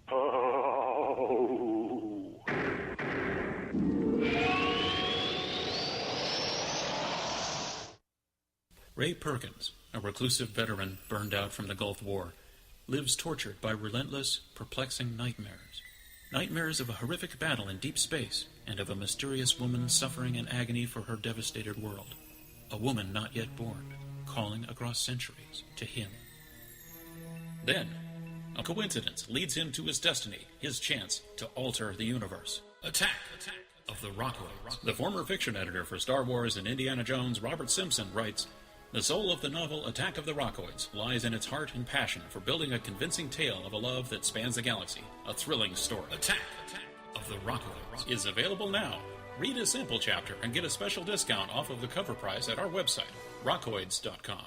That's ROCKOIDS.com. Attack of the Rockoids, a novel in the grand science fiction tradition." Are you still a traditional smoker? Now experience a new lifestyle and try vaping with e-cigarettes by LeSig. Imagine no ashes, stains, nasty smell, or coughing and hacking. With LeSig e-cigarettes' revolutionary microelectronic technology, rechargeable battery, and unique replaceable cartridge, you'll get all the benefits and satisfaction of smoking without the hazards. Choose your taste from a wide variety of our new American-made vape-free and e-liquids at LeSig.com. And LeSig smokes the competition by serving thousands of worldwide customers with real people customer service, fast, free, same-day shipping, and a 30-day warranty and satisfaction guarantee. So are you ready for a new vaping lifestyle? Then call 870-518-4307. That's 870-518-4307. Or visit LeSig.com, spelled LECIG.com. LeSig e-cigarettes for today's modern smoker. Is your church, school, or organization desperately looking for new fundraising ideas? Tired of the same old candles or candy, taking orders, inventory, and low profits? Well, here's great news. 10X Fundraising guarantees 10 times traditional profits with zero hassle. For an amazing free bonus, free shipping, and an extra 10% off, enter GCN when you go to 10xfundraising.com. That's the number 10, the letter X, fundraising.com. Or call 800-480-8797. Visit 10X Fundraising for 10 times the profit today. Hi, this is Ted Anderson. Have you ever wondered why banks, stockbrokers, investment advisors won't talk about gold IRAs? They've been available since 1986, yet the financial industry won't recognize the value of gold for your retirement. Gold has outperformed paper investments, yet no word about IRAs. If you would like to have gold for your retirement, call 800-686-2237. Don't get left behind by rising inflation and low returns. Call 800-686-2237. Secure your future and call 1-800-686-2237. The food storage industry leader has done it again. Introducing FDG clubs and survival bucks from the Freeze Dry Guy. For over 39 years, the Freeze Dry Guy has served various government agencies and the private sector with the finest in storable foods and emergency rations. If you've wanted to build emergency food supplies but couldn't afford it, now you can. Go to freezedryguy.com, click on products, and look for the Freeze Dry Guy clubs to pay as you go. Now you can build food storage without going into debt. Choose from a payment range of $95 to $450 per month. Our clubs work with everyone's budget. Plus, when you join Freeze Dry Guy clubs, you'll get additional rewards. For example, this month, get 10% back in survival bucks on all purchases in the Freeze Dry Guy product line, plus free shipping within the lower 48 states on any order amount. Hurry, go to freezedryguy.com or call 866-404-3663. That's freezedryguy.com or call 866-404-3663. The Freeze Dry Guy, the best you can buy. Are you tired of searching for great talk radio? Something more important. Search no more. We are the GCN Radio Network. This is Leslie Kane, and I'm with the Coalition for Freedom of Information, and you are listening to the Paracast. We're going to record Nick's laughter. Devilish laughter there. Nick Redfern is the author. Co-host is Chris O'Brien. I'm Gene Steinberg. You're in the Paracast. The Real Men in Black is the book. We're answering your questions, and you raised this question. Okay, the Men in Black, we invite them into their homes, manifestations of some kind of evil force? Yeah, that has to be invited in. Yeah, this gets into sort of really controversial areas, but the way I look at it, you know, controversy, well, so what? You know, there's no point playing it safe when the facts suggest we shouldn't play it safe, you know, and the Men in Black mystery does dictate by the very way it acts that we go down some weird pathways, and one of these is that sort of relevant to the tulpa, the phenomena of the tulpa. This is an area that deeply interests me. Essentially, tulpas are what you might call, in simple terms, constructed life forms, constructed or born out of the human mind. You know, the idea that intense focus on one particular issue or imagery in the human mind can almost or literally externalize it, you know, kind of we give birth to like a mind monster or something like that, that can have some sort of semblance outside of the mind, like a quasi-reality in the real world, and that it sustains itself via feeding on high emotional states. You know, we feed on food, water, whatever. They feed on bleeding, dry human emotion. And it is a fact that many MIB witnesses have said that, you know, when they invite these weird-looking characters into their home, afterwards they feel totally drained of energy, you know, like zapped, just need to sleep. And that was one of the facets of Albert Bender's story. You know, he would just be wiped out during and after the experience. And is this the beginning or a source of the vampire legends in our society? Well, yeah, I mean, this is something I speculate in the book, because if you look at vampire folklore, one of the traditions or one of the beliefs was that before the vampire can come in your home, it has to be invited. That's something we find with the Men in Black reports. You know, they actually don't, you know, turn up and force their way into your house, as people might assume if they're sort of there to threaten you. They just kind of patiently, almost enigmatically stand on the doorstep waiting to be invited in. And then when they are invited in, you know, it seems they start to ask questions which are threatening and intimidating, and actually often get the witness into a deep state of fear. But what's weird is that sometimes the cases or the encounter the person had, there's nothing special about it. Sometimes they are, but there have even been people who have been visited by the MIB whose UFO encounter was just a weird light flashing across the sky, who they might have happened to tell a few people about. Nothing sinister or spectacular about it. Nick, there's even cases where people literally are finishing up a sighting, They go inside their house, and there's a Men in Black there. So, I mean, you have both scenarios going on.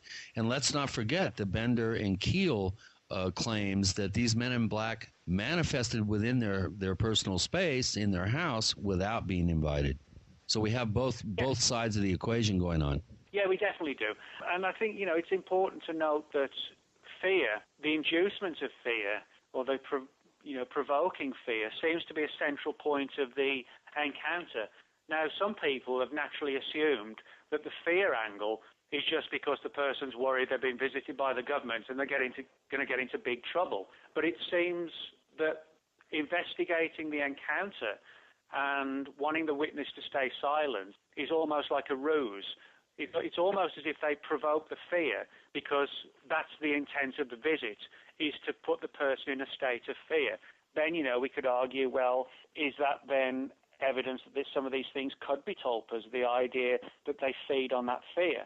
Now, it is a fact also that if you look at the stories of these MIB, if they are tulpas, they do fit the pattern. They don't seem like flesh and blood creatures. They seem to be very ill-informed of our customs and ways of life, etc.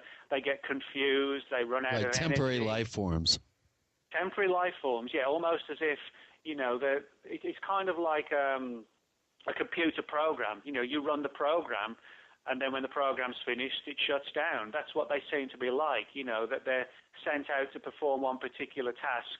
They have a rudimentary understanding of what they're doing and who they are, but they're also temporary. And they have no social graces. They have no social graces. I think Jacques Vallée...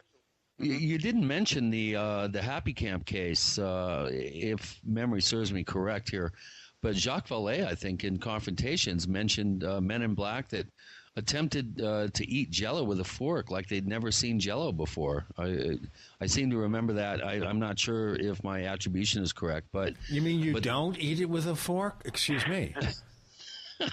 Well, what I'm bringing up here, Gene and Nick, is the absurdity of some of these encounters. They tend to be dressed wrong for the weather. They tend to really not seem to have a total grip on their place in reality, which is what Nick is describing here. What about that is a clue for us here, Nick, when we're looking at this subject? Well, yeah, I think the clue is that for me, I've come to the realization, I really do believe this, that the threat to the witness is actually a ruse, and that the threat is to provoke a high emotional state. And I really do believe that some of these things are tulpa-like. Whether they're literally tulpas or there's some sort of phenomena we don't fully understand, but they do. Well, why don't you define tulpa? It's a Tibetan term, number one, for some of our new listeners. I mean, the whole concept of a tulpa is not well known in the Western world. Why don't you give us a quick thumbnail, Cliff Notes version of that? Well, basically, as you quite rightly point out, it's sort of a Tibetan term.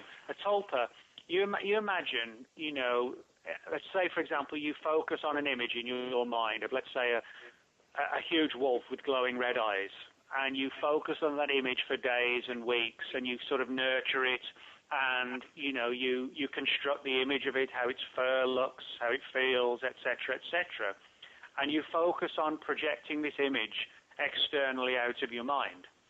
And then 2 weeks later, the local newspaper reports on somebody seen in the nearby woods, a huge wolf with glowing red eyes. It's the idea that you've created something out of your imagination through deep, intense motivation, if you like, and then you've externalized it. And more importantly, when the tulpa exists or is released, if you like, or unleashed into the real world, it has some semblance of independent reality. But it can be reabsorbed by the creator, or if it gains enough strength itself, it can have a stronger and deeper grip on reality. And to do so, it sort of bleeds and feeds upon human emotion, and high states of emotion particularly. So in other words, it may be that these entities, all these weird entities that we never catch, whether it's Bigfoot, Men in Black, whatever, the reason they're seen isn't accidental. They need to be seen so they can feed. It's like maybe Bigfoot doesn't exist until it needs to feed again, and then it ensures that somebody sees it. That person gets into a huge state of excitement or fear. It bleeds the witness dry, and then it vanishes, just leaving a few weird footprints that seem to suggest a physical reality, but that we never ever catch them. You know, it could be the same with the Men in Black. The reason we never find them is because they only turn up when they need to feed. And then, you know, they're back in their ethereal reality, whatever it may be. Well, you brought up a really good alleged example of this in your book, which I also brought up in my book, Stalking the Tricksters, and that was the journey of Alexander David Neal to Tibet, and her training in how to actually manifest a tulpa, and her claim that she actually was able to do this. Why don't you describe the process that she had to undergo to get rid of this tulpa, which I find very fascinating because she created something that she didn't really have the ability to deal with, according to her. We'll get into that in our next segment, which is how to get rid of an invading MIB or mysterious creature, frightening being, whatever. I'm glad they don't happen. A tulpa. A tulpa, yes. I'm glad it doesn't happen to me. Really glad. I'm not going to invite this. I'm your tulpa, Gene. Oh? Nick Redfern is the guest. The book is The Real Men in Black. I'm Gene Steinberg. The co-host is Chris O'Brien. You're in the Paracast.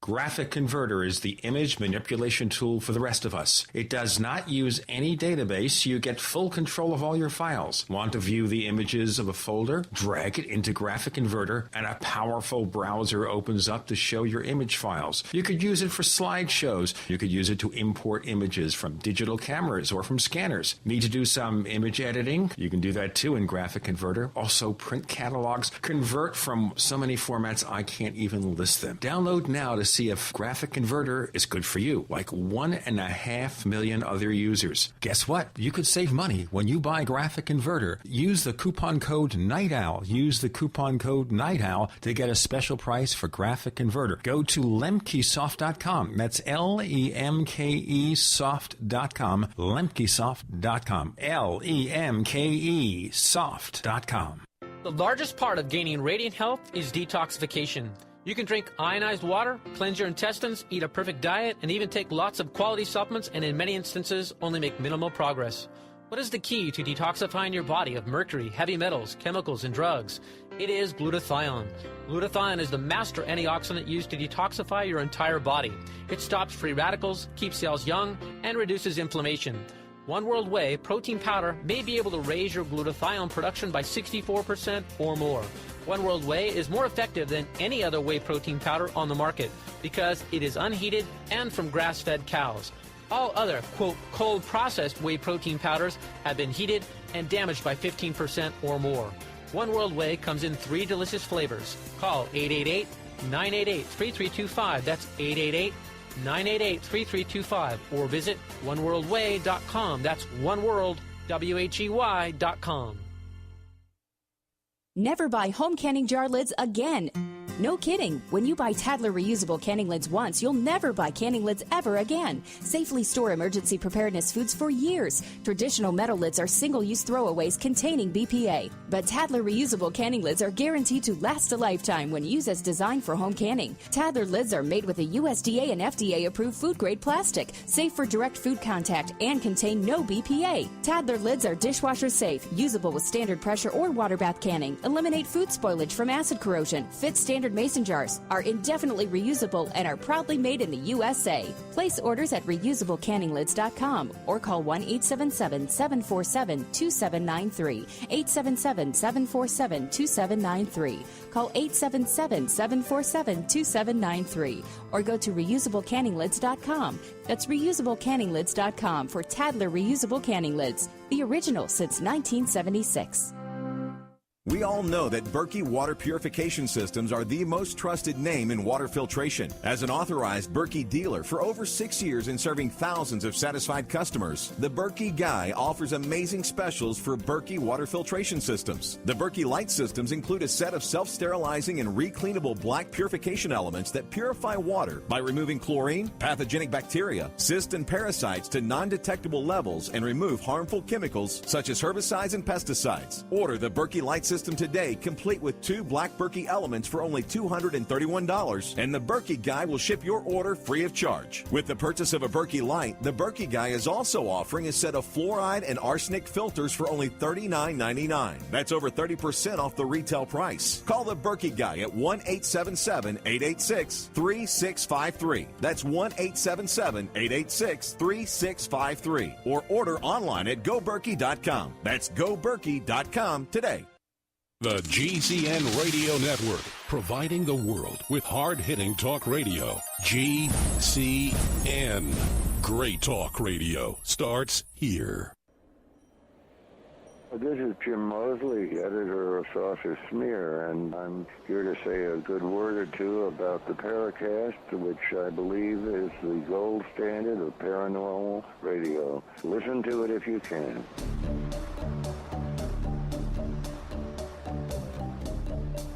For a second there, I thought Nick Redfern was going to give us the famous laugh from The Shadow. Remember, who knows what evil lurks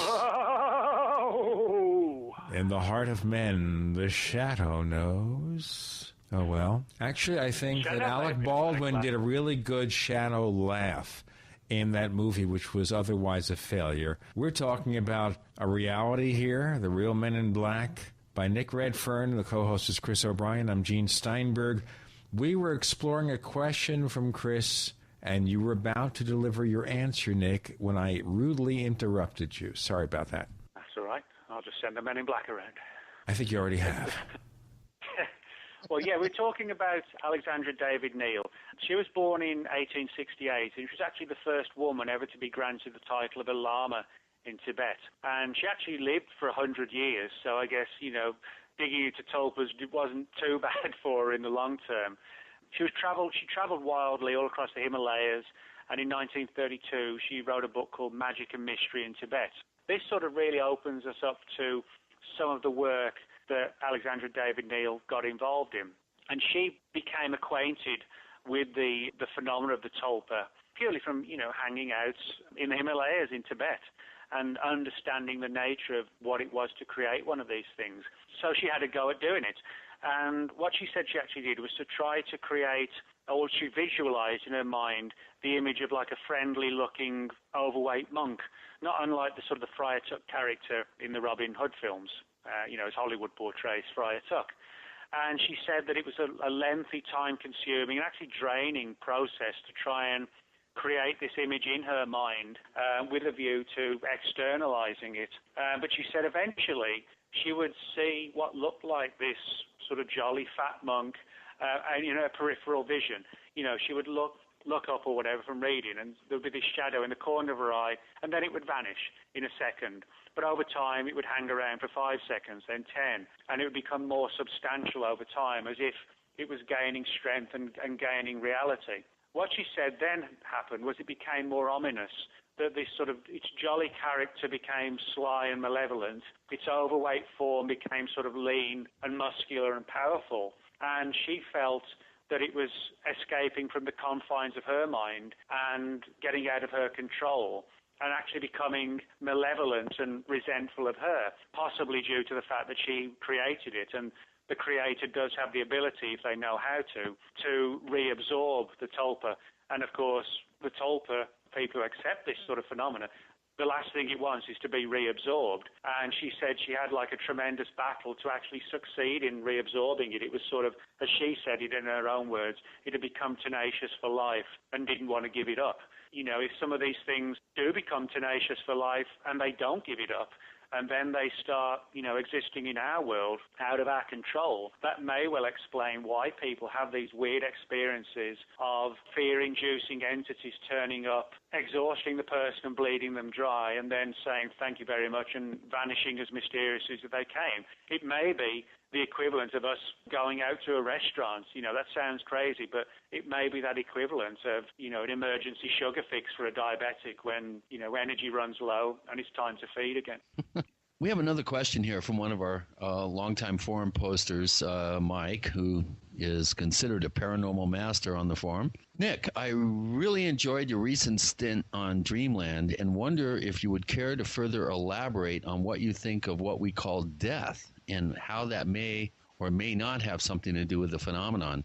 I get this feeling here, you're talking about, the color black and people being in a place of fear. Do you think death has something to do with this? Are there any cases where we have men in black showing up as portents for disasters or death? Obviously, the Mothman prophecies and the collapse of the Silver Bridge would be on Christmas Eve, I think, 66 would be a classic illustration of this. Do we have any other sort of portent type men in black encounters? Well, that's difficult to say. I mean, there are reports, where the men in black certainly offer threats of death. But, in terms of actually being like a precursor to it, I actually do think the best example we have is the Silver Bridge, in conjunction with the Mothman stories about the Mothman and the Men in Black were running around Point Pleasant from sort of 65 to 67. And at the height of all this activity, you have the collapse of the bridge, the Silver Bridge in the town, and the deaths of dozens of people. Now, to what extent this means the Men in Black have some sort of tie-in with death or the afterlife or whatever, it's difficult to say. What I would say is that one of the people I interviewed for the book extensively was a man named Ray Boucher, who's both an Anglican priest and a former MUFON state director for the state of Nebraska. And a major source for your book, Final Events, I want to exactly. add. I interviewed him for that one as well, yeah. And Ray told me how he knew Barker and he actually met Bender.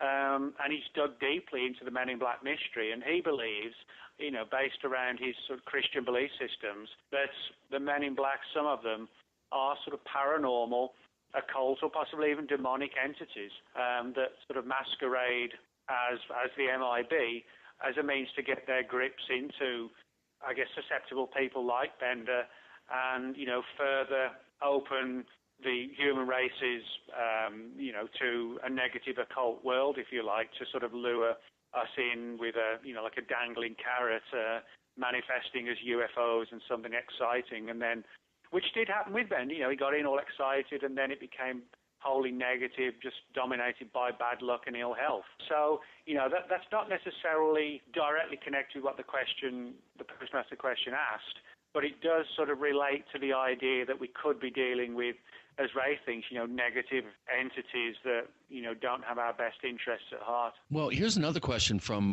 one of our posters, Trained Observer. I think you knew Carla Turner, correct? You met her. He wants to know if you are aware of any Men in Black encounters that she may have had, that she did experience an untimely passing, kind of in lines with our line of questioning here. Yeah, no, I actually didn't know Carla Turner, but one of the people I interviewed for the book was Greg Bishop, a good friend of mine, and Greg knew Carla very well. And they interacted and chatted a lot and exchanged letters quite deeply on the whole UFO abduction angle, alien abduction, which was Carla's big area. Greg told me something that was sort of deeply relative to the whole Men in Black mystery. And that was that on many occasions, this was sort of pre-internet era, or for the most part, if we're talking sort of 93, 94. And he told me how him and Carla would exchange letters in the mail.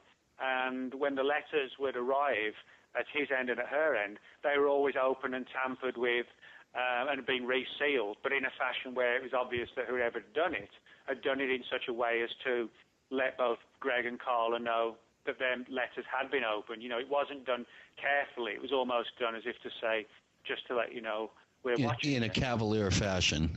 Yeah. Which kind of dovetails into my Men in Black case. The only one that I have, other than my own personal experience with having photographs, maps, and files taken from my office by a team of dark-clothed individuals. These guys were wearing night vision, though. Don't gloss over this, Chris, please. I'm not going to gloss over it. Just read my books. It's all there. I had a case. A woman claimed she was an abductee. She was referred to me by the sheriff's department, by the dispatcher who was a friend. She said, this lady needs someone to talk to. Please talk to her. And, I don't want to digress into the whole case, which is absolutely fascinating. My only real, I think, truly worthy abduction case that I investigated from the San Luis Valley. But one of the interesting elements that she mentioned was that her mail was being tampered with, which, dovetails in with what you were saying about Greg and Carla. And she would be about, a couple 300 yards from her mailbox down a long driveway, unobstructed. And she was having problems with her mail not arriving. People saying, I sent you something. Did you get it? And she would say no. Well, one day she was looking out her window and she saw a dark, old-fashioned car. She didn't really describe the model, the make, but she said it was definitely an old car, but it looked brand new. And she swore up and down. I tried to get her to come up with a different term, but she said the Blues Brothers got out of this car and were rifling through her mail at her mailbox. And I said, well, what do you mean the Blues Brothers? And she said they looked like Jake and Elwood. They were dressed in like pork pie hats. They had thin, skinny ties. She was looking at them through a spotting scope. They were dressed all in black suits. They would rifle through her mail. She would run outside, get on her ATV, and start hot-footing it down to her mailbox, and they would, get into the car and take off. I'll tell you what, this is getting to be a cat-and-mouse game. We'll get into more of this in a moment. Chris O'Brien's the co-host. Our guest is Nick Redfern. I'm Gene Steinberg. You're in the Paracast.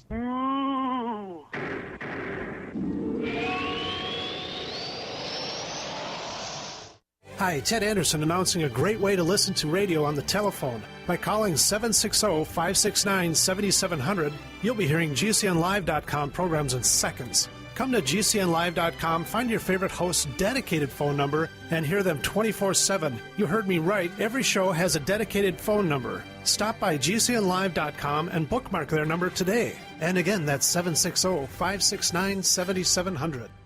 We the people grow cotton, weave fabric, engrave ink, embed strips and fibers to protect from counterfeit and carting to a private bank, having it led back at interest, forcing taxes to service debt. This capitalism, or was Jefferson correct when stating a central bank issuing the public currency is a greater menace to the liberties of the people than a standing army? Ted Anderson, I'm placing a free silver dollar in a book that explains our monetary system. Call for your copy, 800-686-2237. It's time to understand the system. Call 800-686-2237. That's 800-686-2237.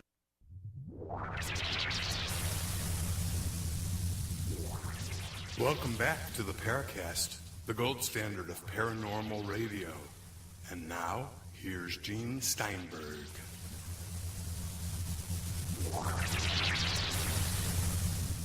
Nick, you said that laugh is not maniacal enough? No, I said it wasn't maniacal. I just thought I'd change it up a little bit. Oh, that was good. That works fine. You're in the Paracast with Gene and Chris and Nick Redfern. Chris is telling us a story about the Blues Brothers showing up at somebody's house. Yeah, she swore they looked just like Jake and Elwood. One was tall, one was short. She ended up having to get a post office box at a nearby town, and she still had some mail problems. But this brings up a very interesting point. Intimidation of witnesses, rifling through mail. Are all these just standalone sort of synchronistic occurrences, or can you really determine some sort of pattern here, Nick? Well, yeah, I think there's a pattern in the sense that, when we look into the history of the Men in Black mystery and we speak to, witnesses far and wide, we do find repeated examples of certain things, the intimidation, the mail interference, weird noises on the telephone, things like this.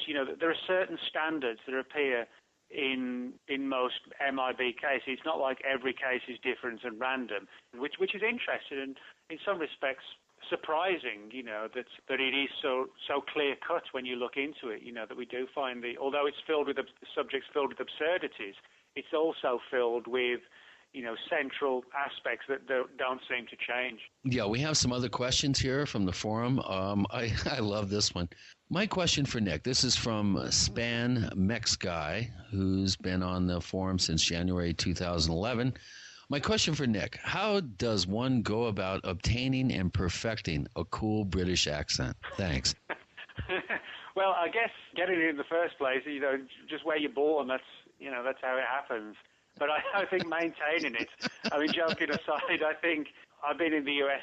11 years. I live in Texas, I live in Dallas, and, my accent's not changed. And I think a lot of it is sort of dependent on what age. If you move over when you're 5 or 10 years old, your accent's probably going to change, within a year or two. You still get accused of coming from New York. Well, I can hear, I often find it difficult to, pick out, different accents. But New York accents, I don't. I can pick them out immediately. And you do have kind of that slight feeling of that as well. So. Yeah, well, 12 years in the belly of the beast. Okay, what's interesting here, I just want to mention about accents, why it is that so many British and Australian actors want to use American accents. Hugh Laurie, House, of course. Of course, in the Batman movies, Christian Bale and Gary Oldman. And, of course, the guy who played Thor played Captain Kirk's father in Star Trek. He's Australian. Why do they do that? Well, I don't think it's necessarily, that they want to. I think, it's just... Yeah, they're paid not to. It's a job, of course. I'm kidding. Well, yeah, I think they get offered a role in a film, and the character in the film is American. So it's if you can do an American accent, the part's yours. If you can't, we'll find somebody else. I don't think it's a case of somebody wants to play an American accent any more than an American wants to play an English accent. So the part's available, the money's good, and you want the job. You do what you've got to do, I guess. I just love Rutger Hauer trying to be an American military commander. That's a classic. Or Arnold. I mean, my God, we talk about accents.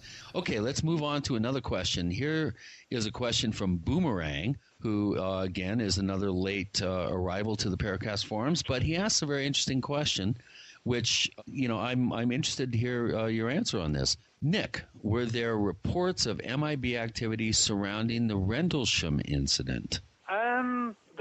There is in one sense. I'll give you an example. The Rendlesham case, the incident in December 1980 when there was sort of multiple UFO activity in Rendlesham Forest, England, nearby the twin Air Force bases, Bentwaters and Woodbridge. And it's sort of gone down in history, I guess, as like a definitively British Roswell in the terms of the fact that there are numerous military personnel involved, clearly talking about extraordinary events having occurred. There are several things about Rendlesham that do sort of push it down an MIB path. One is the fact that on one occasion during the course of the 3 nights when the UFO encounters occurred, Colonel Charles Holt, who was one of the key players in the events and witnesses to them, actually audio recorded the movements and the voices of his personnel out in the woods. An 18-minute version of this, or an 18-minute tape, I should say, has surfaced a number of years ago, where you can listen to the guys saying, hey, what's that light, what's that strange thing out there, etc. One of the first person to get like a first or second generation copy of this tape in England was the researcher and author Jenny Randalls. And she told a strange story about how she was contacted one day by a guy who said he worked for the BBC and they wanted to do a show, but he would need access to this sort of first or second generation copy of the audio recording, which wasn't certainly at all in widespread circulation at the time. And she said she was reluctant to give him the copy, quite understandably, sort of first or second generation was lucky to get something like that. But how did he even know about it? Well, that's an interesting thing as well. But she gave this guy actually another copy of it. She said, well, you can have the copy, but it was actually sort of a further generation copy. He was very pleased with that, vanished. And sometime later, Jenny contacted the BBC to find out when the show was airing and gave the guy's name. And there was no such show and no such guy working for the BBC. So had she given him the priceless sort of first or second generation copy, it would have vanished into the night. But she gave him like a third or fourth generation, was perhaps a good thing. So we have that aspect. There's also a story that in the immediate aftermath of the experience, there were people with British accents reportedly from the Ministry of Defence, wandering around the area, asking people, civilians even, if they'd seen anything unusual going on in the woods. So, we have this issue as well, because the Ministry of Defence has always maintained it had a very low-key involvement and certainly never sent people out to question members of the public or anything like that in the area. So, there are these two aspects, at least, that do have sort of a tinge of the Men in Black to them. No, but it sounds like this is predominantly, I think, in one sense of the word, a North American sort of phenomenon. Nick Pope, for instance, from one Nick to another Nick, has Nick Pope mentioned anything in his presentations or books or whatever about a Men in Black phenomenon associated with the MOD, how maybe MOD type personnel could be construed as Men in Black type characters? Yeah, I mean, one of the important things a lot of people don't realize about Nick Pope and his particular office, they assume, this was like an X-Files office. It wasn't. By Nick's own admission, it'd be quite... Yeah, he never went out on a single case. No, he never left the MOD main building. That's the official name of it, the main building. It wasn't like Edward Ruppel taking a bus to the case where a sighting occurred. No, it was literally a case of people sending reports into the MOD. They would reach Nick, and then he would share them with people like radar experts or satellite experts and see if they could come up with an explanation. But he never, jumped on a train when somebody said a UFO had landed in their backyard or whatever. Nothing like that ever happened. Now, I interviewed Nick for the book about his views on the Men in Black, and he didn't deny that there's a Men in Black mystery. But what he said was he's sure that it's nothing to do with the Ministry of Defence, and he took the view that many of the so-called Men in Black, he believes, are so-called Walter Mitty type characters, people in the UFO field who, enjoy building a bit of mystique about themselves, might dress in black, go to conferences or visit witnesses and perhaps, make a comment or appear just weird. They turn up thinking like Micah Hanks in Asheville. I love that story in your book. Yeah. But I do think there's something to this, because both Brad Steiger and Jim Moseley, who I interviewed, they both told me that they felt, although they both, Brad particularly believes, in the existence of a genuine MIB phenomenon of unknown origins, but he did concede, and as I point out in the book, he said that he felt that some MIB were actually sort of pimply-faced teenagers from the old NICAP group who had visited UFO witnesses, flashed a card saying, "I'm from NICAP in Washington," which sort of might have scared the you-know-what out of somebody in the middle of the countryside who knew nothing about UFOs other than the fact that they'd seen something. They had overinflated egos, as they say. We'll go into it more of the overinflated egos in a moment. I do not have an overinflated ego. I have no ego. I don't think I'm any good at anything. I'm going to give it up now. No, I'm not. Nick Redfern joins us. Chris O'Brien's the co-host. I'm Gene Steinberg. You're in the Paracast.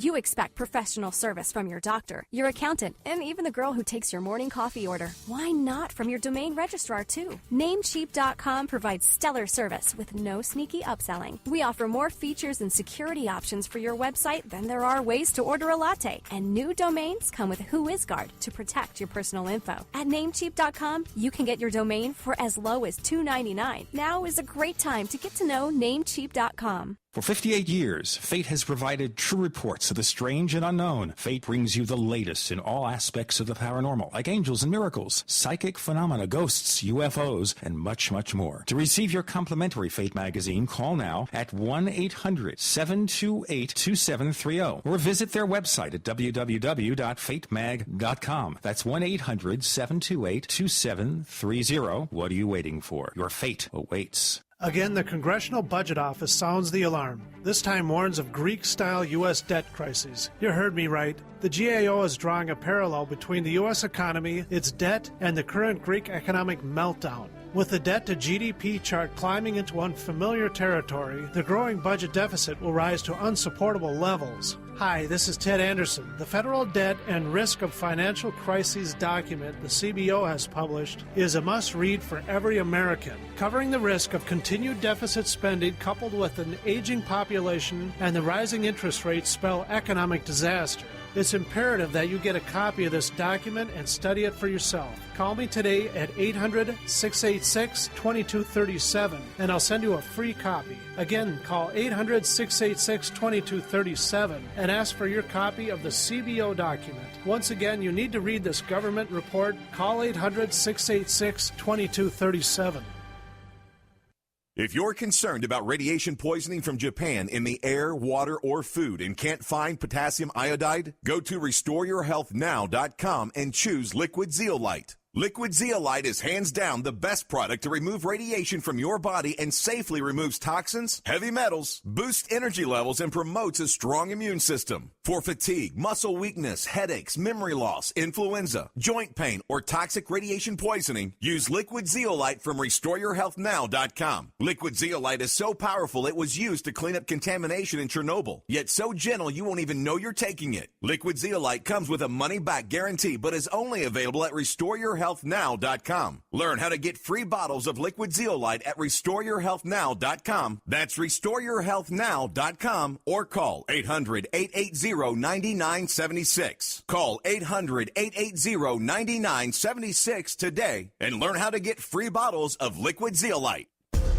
GCN listeners, why have you been hearing so much about Dermatol, the all-natural, all-purpose first aid spray? Because it's the must-have first aid product you need in your preparedness kit. Dermatol is made in America by Americans who know there's a more affordable, natural way to treat cuts, burns, bites, rashes, shingles, boils, and many other skin problems. Dermatol is gentle enough for diaper rash, powerful enough for bed sores, and harmless to the eyes and mouth. It's great for the whole family, even your family pets. Dermatol is antimicrobial, antifungal, antiviral, and not diminished by freezing, extreme heat, or years in storage. Dermatol is an absolute must for any first aid or preparedness kit. Dermatol's soothing, rapid restoration of injured skin is so effective, it's guaranteed. Order yours today. Call 800-217-6677. 800-217-6677. That's 800-217-6677. Efficient, economical, effective. Spray it all with Dermatol. America's #1 source for independent talk radio for over a decade. We are the GCN Radio Network. We want to hear from you. If you have a comment or question about the Paracast, send it to news@theparacast.com. That's news@theparacast.com. And don't forget to visit our famous Paracast community forums at forum.theparacast.com. Get in on all the action at forum.theparacast.com. The people at our network. Why do you do that, Nick? Hold on a second, Gene. Why? Every time I go to the Paracast, Nick comes up with his cackle. What's up with that? I guess I've just developed a cackle. I've developed an OCD. It's called a cackle. I don't know. It's something that you did, Chris, something that you inspire in people. You make your friends want to cackle. I do it when I talk to you on the phone every day. You know, you and I talk regularly about different things, one thing or another. And I hang up the phone. My wife says, "Why did you start cackling?" I've actually realised that my entire goal in life is to cackle on the Paracast. That's it. We don't pay for cackling either. But, you know, someday the show is on 100 stations making big bucks. We'll pay for the cackling. Nick Redfern's book is The Real Men in Black. Our co-host is Chris O'Brien. I'm Gene Steinberg, wondering about the cackling, also about the pimply-faced teenagers. So do you think a certain portion of these Men in Black stories are young people who are possessed of overinflated egos? They go out there with their nightcap cards or whatever club they're members of, and they say, I'm from Washington, I'm from this, I'm from that, or do they put on black uniforms just for the heck of it? Well, it could be a combination of all sorts of things like that. You know, as I said, I don't shy away from addressing the fact that I don't think there's just one category of MIB, and I don't think there's one phenomenon that has led to the legend of the MIB. And I think Brad Steiger and both Jim Moseley did make good points, particularly in the 60s. You know, the UFO groups are far more prevalent than today. I mean, today a lot of research is done via the internet. back then it really was field research and getting out and speaking to the people. And as both Brad and Jim rightly pointed out, there's probably no more field of the paranormal that's more jealous and ego-driven and wanting in competition. to be the one person. Yeah, in competition, wanting to be the biggest person with the biggest case. And so they may well have said to the witnesses, as Jim and Brad said, don't talk about this case if anybody else comes along. And if you flash in a card saying, I'm from NICAP in Washington, don't talk about this case, you can well understand how somebody out in the country, not really conversant with ufology, a year later sees something about the Men in Black, thinks, holy crap, that's the guy who visited me. And they might want to sort of impress upon the person their professionalism.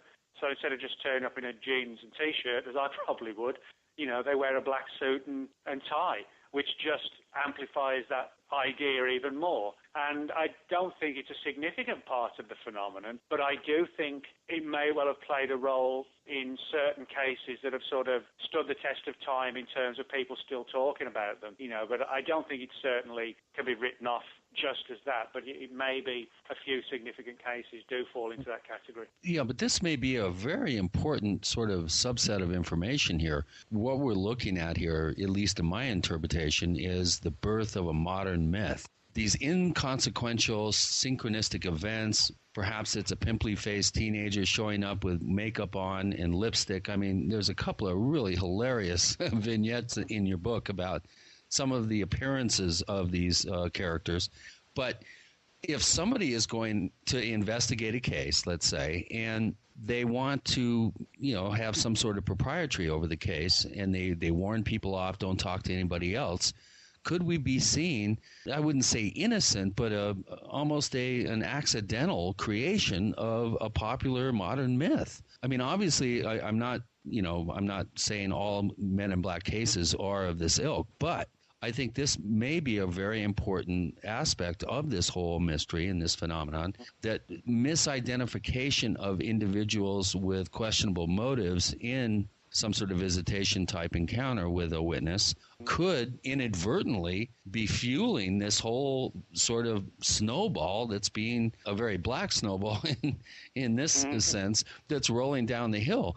Now, let's move it on. We're kind of running out of time here, and I really want to get into some of the more, I think, creative and esoteric theorizing around the Men in Black mystery. Let's look at the actual accoutrements of these individuals. They seem to be always described as being dressed in a very generic kind of time period sort of sense. In other words, a lot of these cases feature out-of-date cars that look brand new, costumes and makeup that appear to be out of place and out of time for the particular event. Let's look at a very intriguing theory that you have, that we may be looking at some sort of time-based phenomenon here, that maybe we're dealing with something that is being projected back into our time frame with an approximation of the costuming and accoutrements of the time and how they may be out of place. I think this is, at least in my personal estimation, this is the most exciting aspect of your book, analyzing this phenomenon. Let's start at that basic point of, okay, let's factor out and leave aside all the possible mundane explanations. Let's really look towards the high strange here. Yeah, sure. Well, this theory predominantly came to me by a paranormal researcher named Joshua P. Warren, who lives in North Carolina, in Asheville. He was on the show just a few weeks ago, Nick. All right, cool. Josh is sort of very, open-minded, deeply investigative-based researcher and author. And, he's come up with a lot of good, strong alternative theories for widely different phenomena. One of them being the Men in Black. Josh, came up with the idea that, could the Men in Black actually be time travelers? You point out quite correctly, everything about the Men in Black does seem out of time. The mode of dress, the hats particularly, the cars. It's almost as if, they've kind of screwed up 10 or 20 years out of date. That wherever they appear, there's something slightly wrong, or very often at least. Josh wondered if the MIB, could be literal, almost like time cops was the way he kind of described it. The idea being that perhaps he looked at, for example, things like Mothman. He wondered, if at some point in the Earth's future there are entities and creatures that travel back into our past and that manipulate the timelines for their benefit. Now, I know how this sounds. It sounds like something straight out of, a fantastic, highly entertaining sci-fi movie. But the hypothesis Josh wondered about was, let's just say hypothetically, Mothman is some sort of future entity that's come back to our present, or the 1960s, to manipulate the timelines to benefit itself in the future, and that the MIB are essentially time cops who also come back to try and prevent any sort of paradoxes or fluxes in the timeline from occurring. And that's why when Mothman appears, the MIB appear, because they're actually trying to prevent any time-based disasters from happening. So the question would be here, are they coming here, Mothman, other creatures, by accident, or are they more intelligent than we believe they are? Well, Josh took the view that, we're talking about highly sophisticated, intelligent entities that are literally manipulating the past to help the future for their own benefit. But he speculated maybe their benefit would actually recklessly alter timelines which have to be corrected. And this got into some weird areas. We talked about the famous Thunderbird photograph, as it became known, which is perhaps not too well known in UFO circles, but certainly in wider good point. circles. The Thunderbird photograph. I'll tell you, let's talk about that photo in our next segment. We have Nick Redfern. The book is called The Real Men in Black. And Nick's recounting his conversations and research with Joshua Warren, who's been on the show before. I'm Gene Steinberg. The co-host is Chris O'Brien. You're in the Paracast.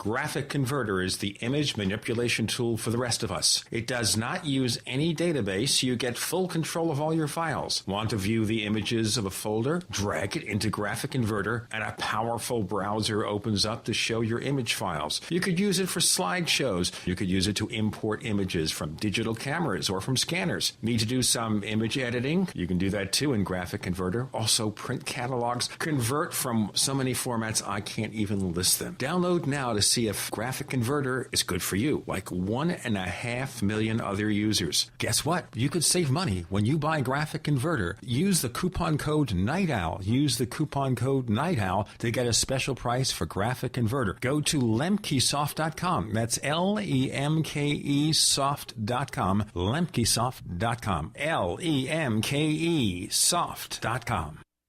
We all need to prepare ourselves. You might have the food, water, gold, and silver, but ask yourself, are you truly prepared?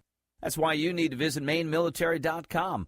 MaineMilitary.com carries everything you need. Gas masks, wool blankets, fire starter kits, high-capacity magazines, chemical suits, military surplus items, and much more. Do you own a firearm? MaineMilitary.com has a large selection of pistols and rifles suited for your needs. Are your local stores sold out of ammunition? Call or visit them today for prices on hard-to-find ammo and bulk ammo orders. You don't need to worry about having a military surplus store in your area because MaineMilitary.com is the only store you'll ever need, all from the comfort of your computer. Visit them online today at MaineMilitary.com. That's Maine, like the state, military.com. Or call them at 1-877-608-0179. That's 1-877-608-0179. If you drive for a living, you don't get paid to stop or wait in line. Keep your wheels moving with pre-pass. Bypass way stations, fly-by port of entry facilities. Stay moving at highway speed while the guy without pre-pass waits in line. Save time, save money. Call 888-401-PASS to try pre-pass free. That's 888-401-PASS. Hi, this is Ted Anderson. Have you ever wondered why banks, stockbrokers, investment advisors won't talk about gold IRAs? They've been available since 1986, yet the financial industry won't recognize the value of gold for your retirement. Gold has outperformed paper investments, yet no word about IRAs. If you would like to have gold for your retirement, call 800-686-2237. Don't get left behind by rising inflation and low returns. Call 800-686-2237. Secure your future and call 1-800-686-2237. You've heard a lot lately about zeolite, but what is it and why do you need it? Zeolite is a beautiful, complex crystalline structure that encapsulates radiation and odors. Zeo King Zeolite naturally eliminates radiation poisoning your body may pick up from X-rays, security scanners, or nuclear fallout. Zeo King flushes environmental toxins absorbed from smoke, cell phones, and chemicals. So it detoxifies heavy metals including mercury, lead, and cadmium. Zeo King Zeolite helps boost your immune system, allowing your body to balance itself and cut off food supply to cancer and parasites. Order your Zeo King Zeolite now from zeoking.com for only $39.99 and receive a free month supply with every order. Call 888-402-6779. That's 888-402-6779. Or visit zeoking.com. That's ZEOking.com for natural elimination of radiation poisoning. Are you tired of searching for great talk radio? Something more important. Search no more. We are the GCN Radio Network.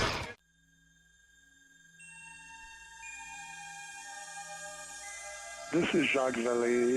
You're listening to the Paracast, the gold standard of paranormal radio.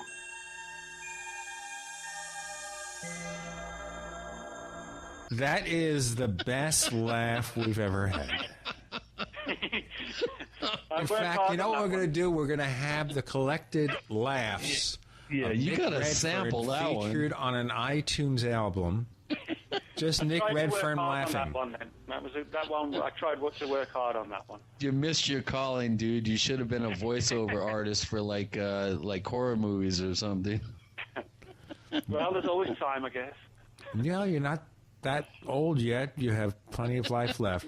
The book is The Real Men in Black, and we're talking about out-of-time creatures. They come here through an anomaly or something.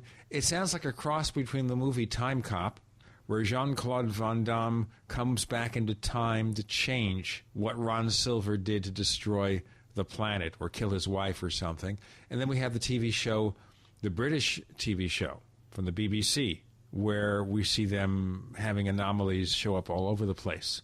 What a mess. Well, in Fringe, too. In Fringe, there's a real strong MIB, The Watchers, in the Fringe TV show. I think very intriguing. No, you're right. One of the things that, as I said, Josh got into was this issue of what's become known as the Thunderbird photograph. Now, numerous people, primarily in the field of cryptozoology, report or remember seeing in the early 1960s in some of the magazines that existed at the time, like Saga and Argosy, what was reportedly an old photograph from the late 1800s showing like a huge bird-like creature dead, but pinned to barn doors somewhere in rural America.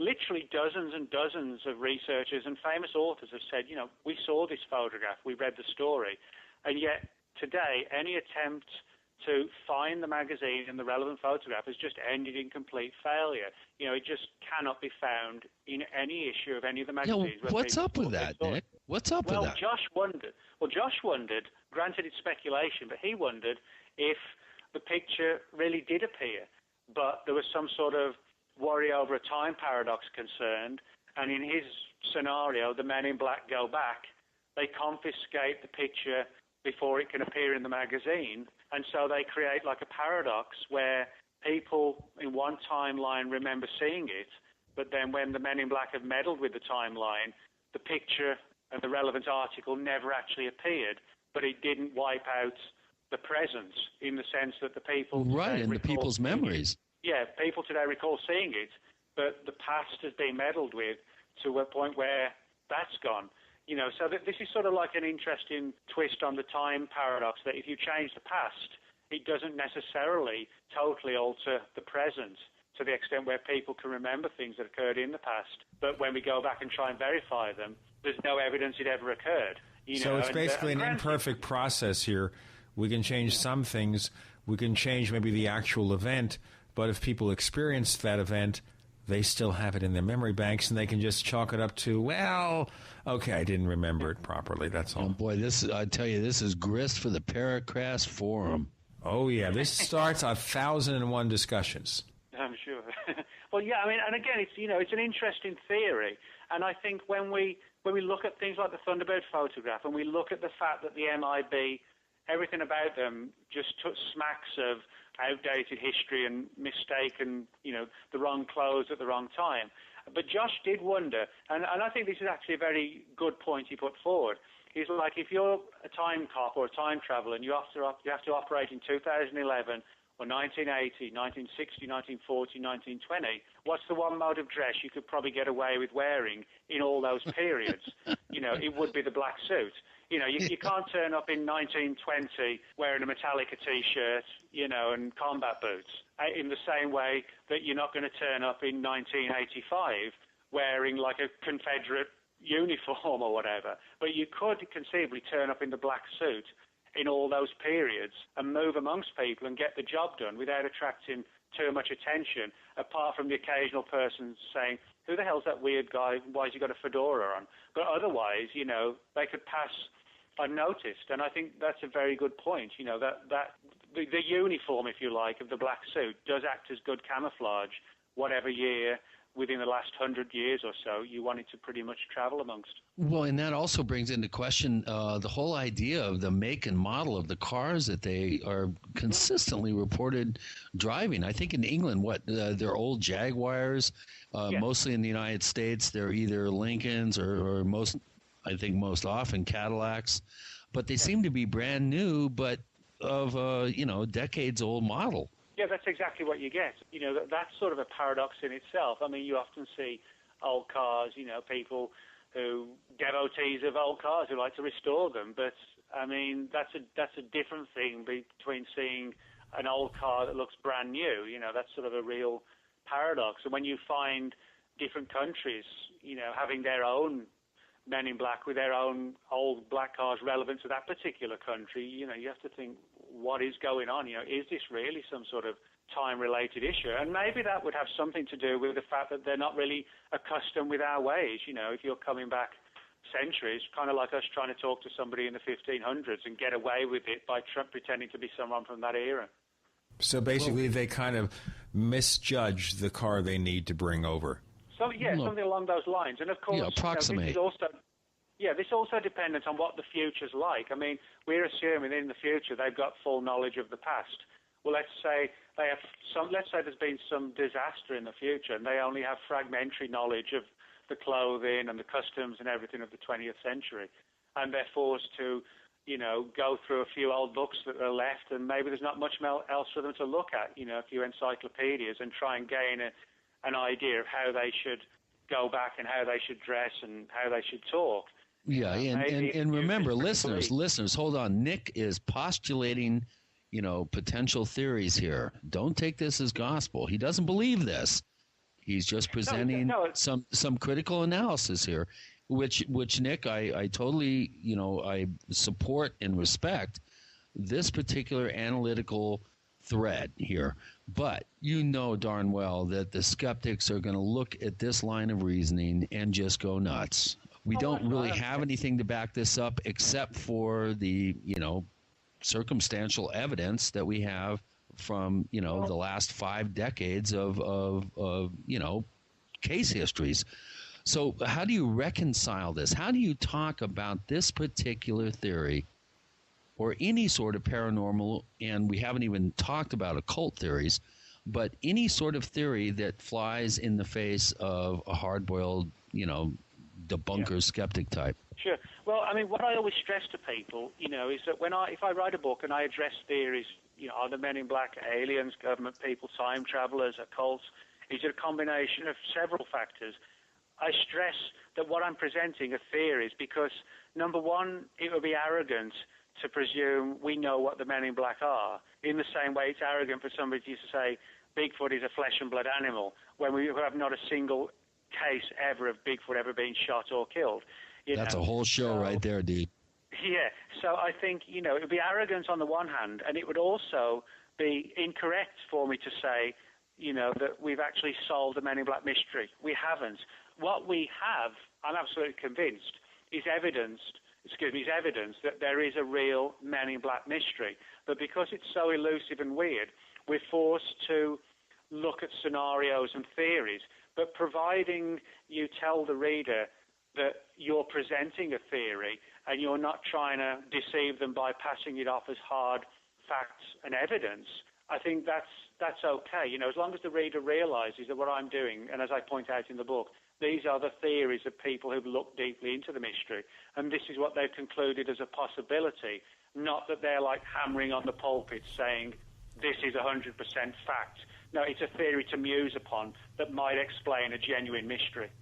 Well, okay, and the other thing maybe we'll explore in our final segment, Nick, is which of these theories seem to be the most possible, maybe more than one, and how do we prove whether there are really men in black, psychic, physical, or otherwise, or do we want to know? Nick Redfern is the guest. The book is The Real Men in Black. Not the fake ones, not the movie ones with Will Smith and Tommy Lee Jones, the real ones. The co-host is Chris O'Brien. I'm Gene Steinberg. You're in the Paracast.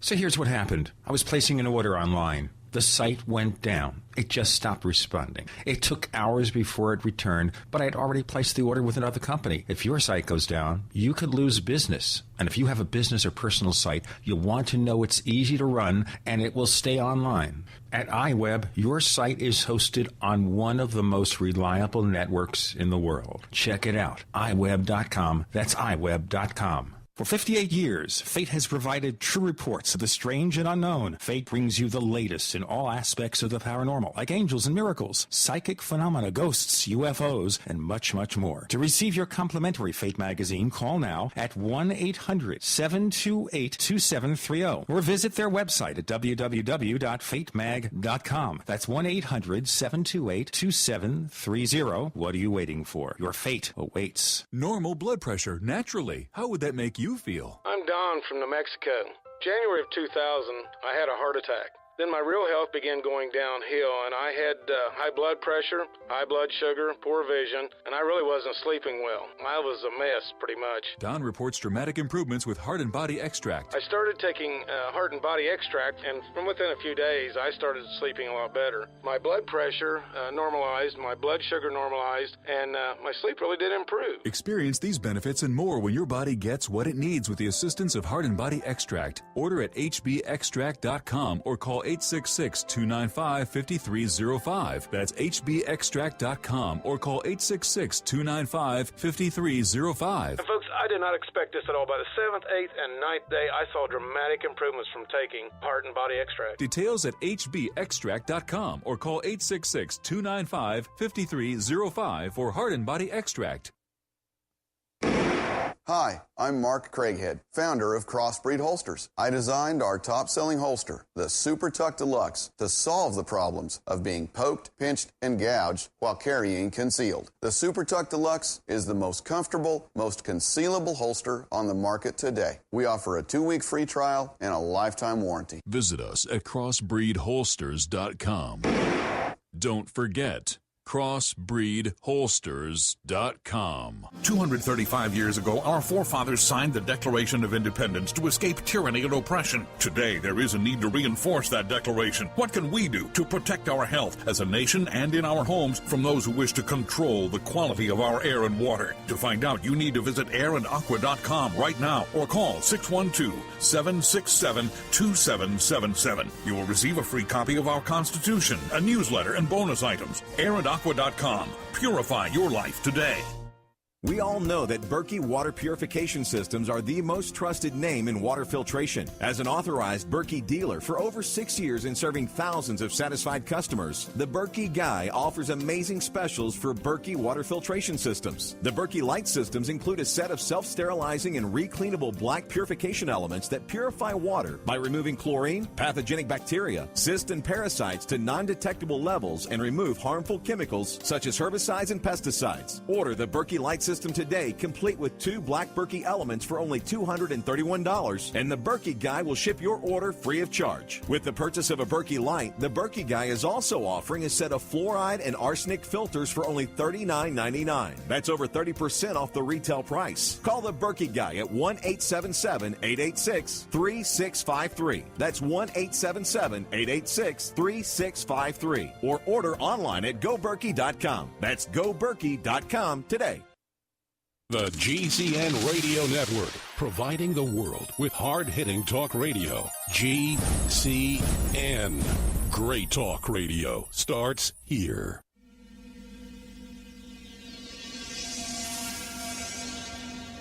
This is Hilly Rose, and I hope that you do listen to the Paracast because you will learn a great deal about the paranormal. That starts sounding like a Renfield laugh. Remember the original Renfield in the original Dracula, 1931, played by Dwight Fry. He had this weird laugh when he was going to tell everybody how he eats insects and such. Gets gooey. Don't forget, if you have a comment or a question about the Paracast, write us, news@theparacast.com. That's news@theparacast.com. We're talking to Nick Redfern. The subject is not gooey, it's the real Men in Black. I'm Gene Steinberg. The co-host is Chris O'Brien. This is our final segment. So we've voiced all sorts of theories. There are others to explore. We have questions we haven't even answered yet from our guests. But the long and short of it is, how do we go about validating any of these theories? Can it be done? Well, I think the extent to which we can validate the theory is dependent upon the extent to which the theory is weird or not. As I pointed out with the British case involving Anne Lehman, there's no doubt in my mind some of the MIB can be traced back to government people. And I actually think sometimes the government people, to cover their tracks, almost disguise themselves or literally disguise themselves as the weirder Men in Black, because then they have a greater chance of not being found out. So I think the government angle is probably the easiest to demonstrate as having some validity to it. And I think the whole pimply teenager angle also has an aspect to it. But I think those are sort of minor aspects when it comes to the larger mystery of the weirder Men in Black. Now, I'll be the first to admit, how do you prove a tulpa exists, or how do you prove that, there are time travelers covertly moving amongst us, and manipulating things without our knowledge? The answer to that question is it's incredibly difficult to do so, and it may be near impossible to do so. I'm a realist. I'm not going to tell people, like some people will, the answer's coming, it's just around the corner. I can't do that because I cannot say that. So there's no disclosure movement that's trying to expose the true identity of the Men in Black? Well, I'd like to be able to do that, but I'm honest enough to admit that I think it's so weird that we're still struggling we're not struggling for answers to the fact that there's definitely a weird mystery. We're struggling for answers to what lies at the heart of that mystery. And I'll be the first to admit that getting those answers when we're dealing with definitively off-the-wall theories and outlandish theories and fringe science theories, it's incredibly hard to do so. I guess the real potential at least, would be, to catch a Man in Black in action, so to speak. But even when people like Keel were told, the Man in Black's here right now, get here right now, get over here, they would always arrive too late, or, the person had vanished. Again, that's like a trickster angle, we're sort of dangling the apple in front of us, and then when we go to take a bite from it, it's gone too soon. So I'm not entirely sure when we're dealing with something that is clearly nothing to do with the government and has more of an ethereal basis to it, how we actually get proof.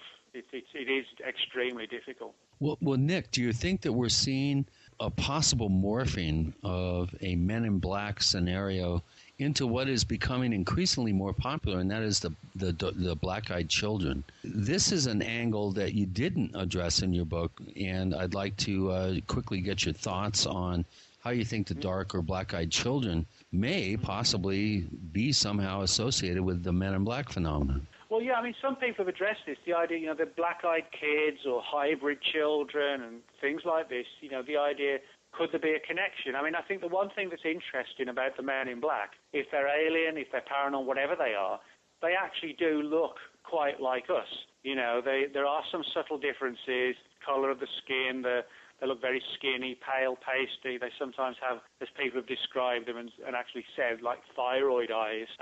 Asian. And Asian as well. But in some cases, if they put the hats on and the turned-up collars and the sunglasses, they can pass amongst us without too much notice being given to them. So, when you talk about kind of human beings are slightly different, like the black-eyed kids or hybrids in alien abduction stories, you have to wonder, as some people speculated, are the MIB actually some sort of hybrid? Are they part of some sort of hybrid mission? Is the end result the black-eyed kids, I think these are all relevant areas that, open up another avenue for MIB research. And I think the important thing is, I think the human mind, often wants to pigeonhole phenomena into one thing. The Loch Ness Monster's a plesiosaur, or Bigfoot's a giant ape. It could be with the Men in Black, and I'm actually sure of this. There probably is far more than just one or two even category of Men in Black. Yeah, so there's no one-size-fits-all type scenario.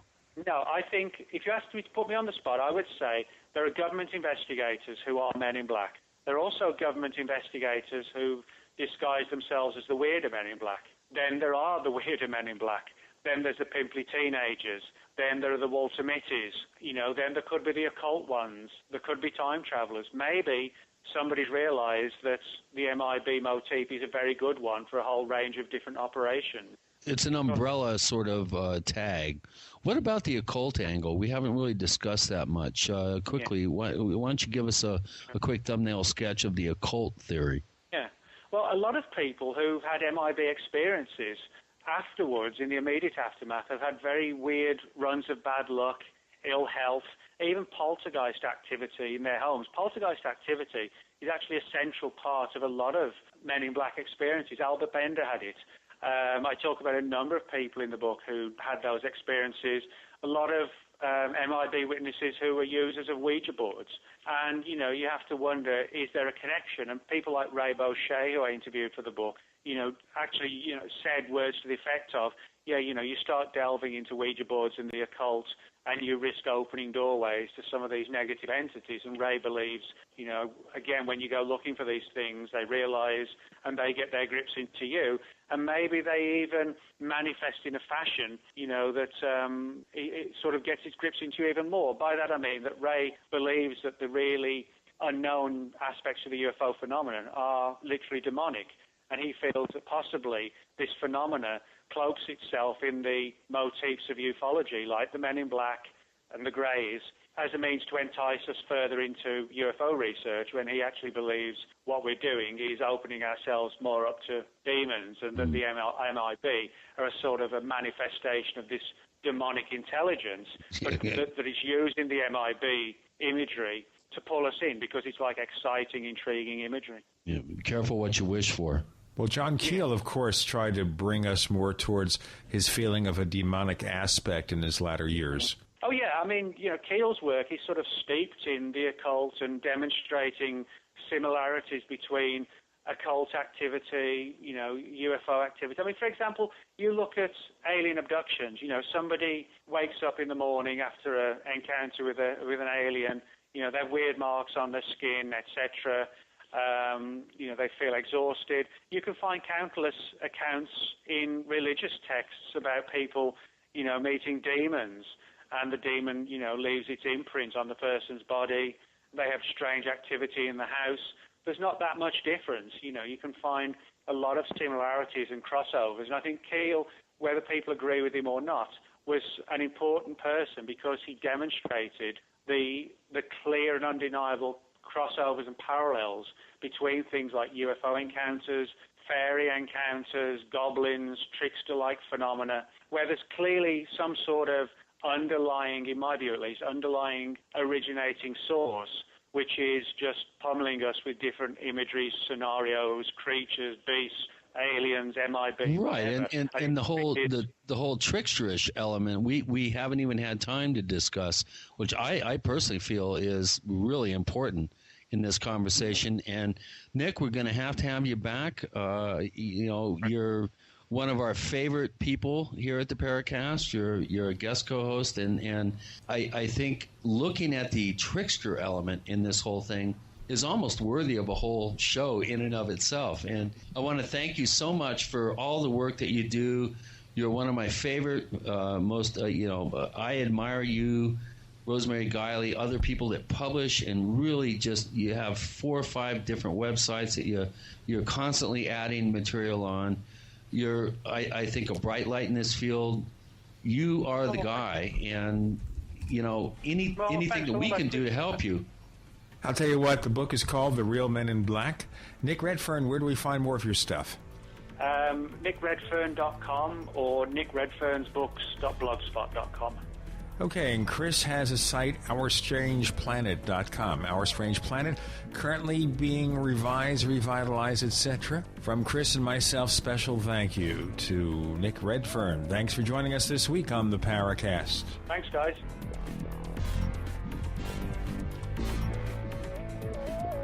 The Paracast is a copyrighted presentation of Making the Impossible Incorporated. Tune in next week for a new adventure in the Paracast.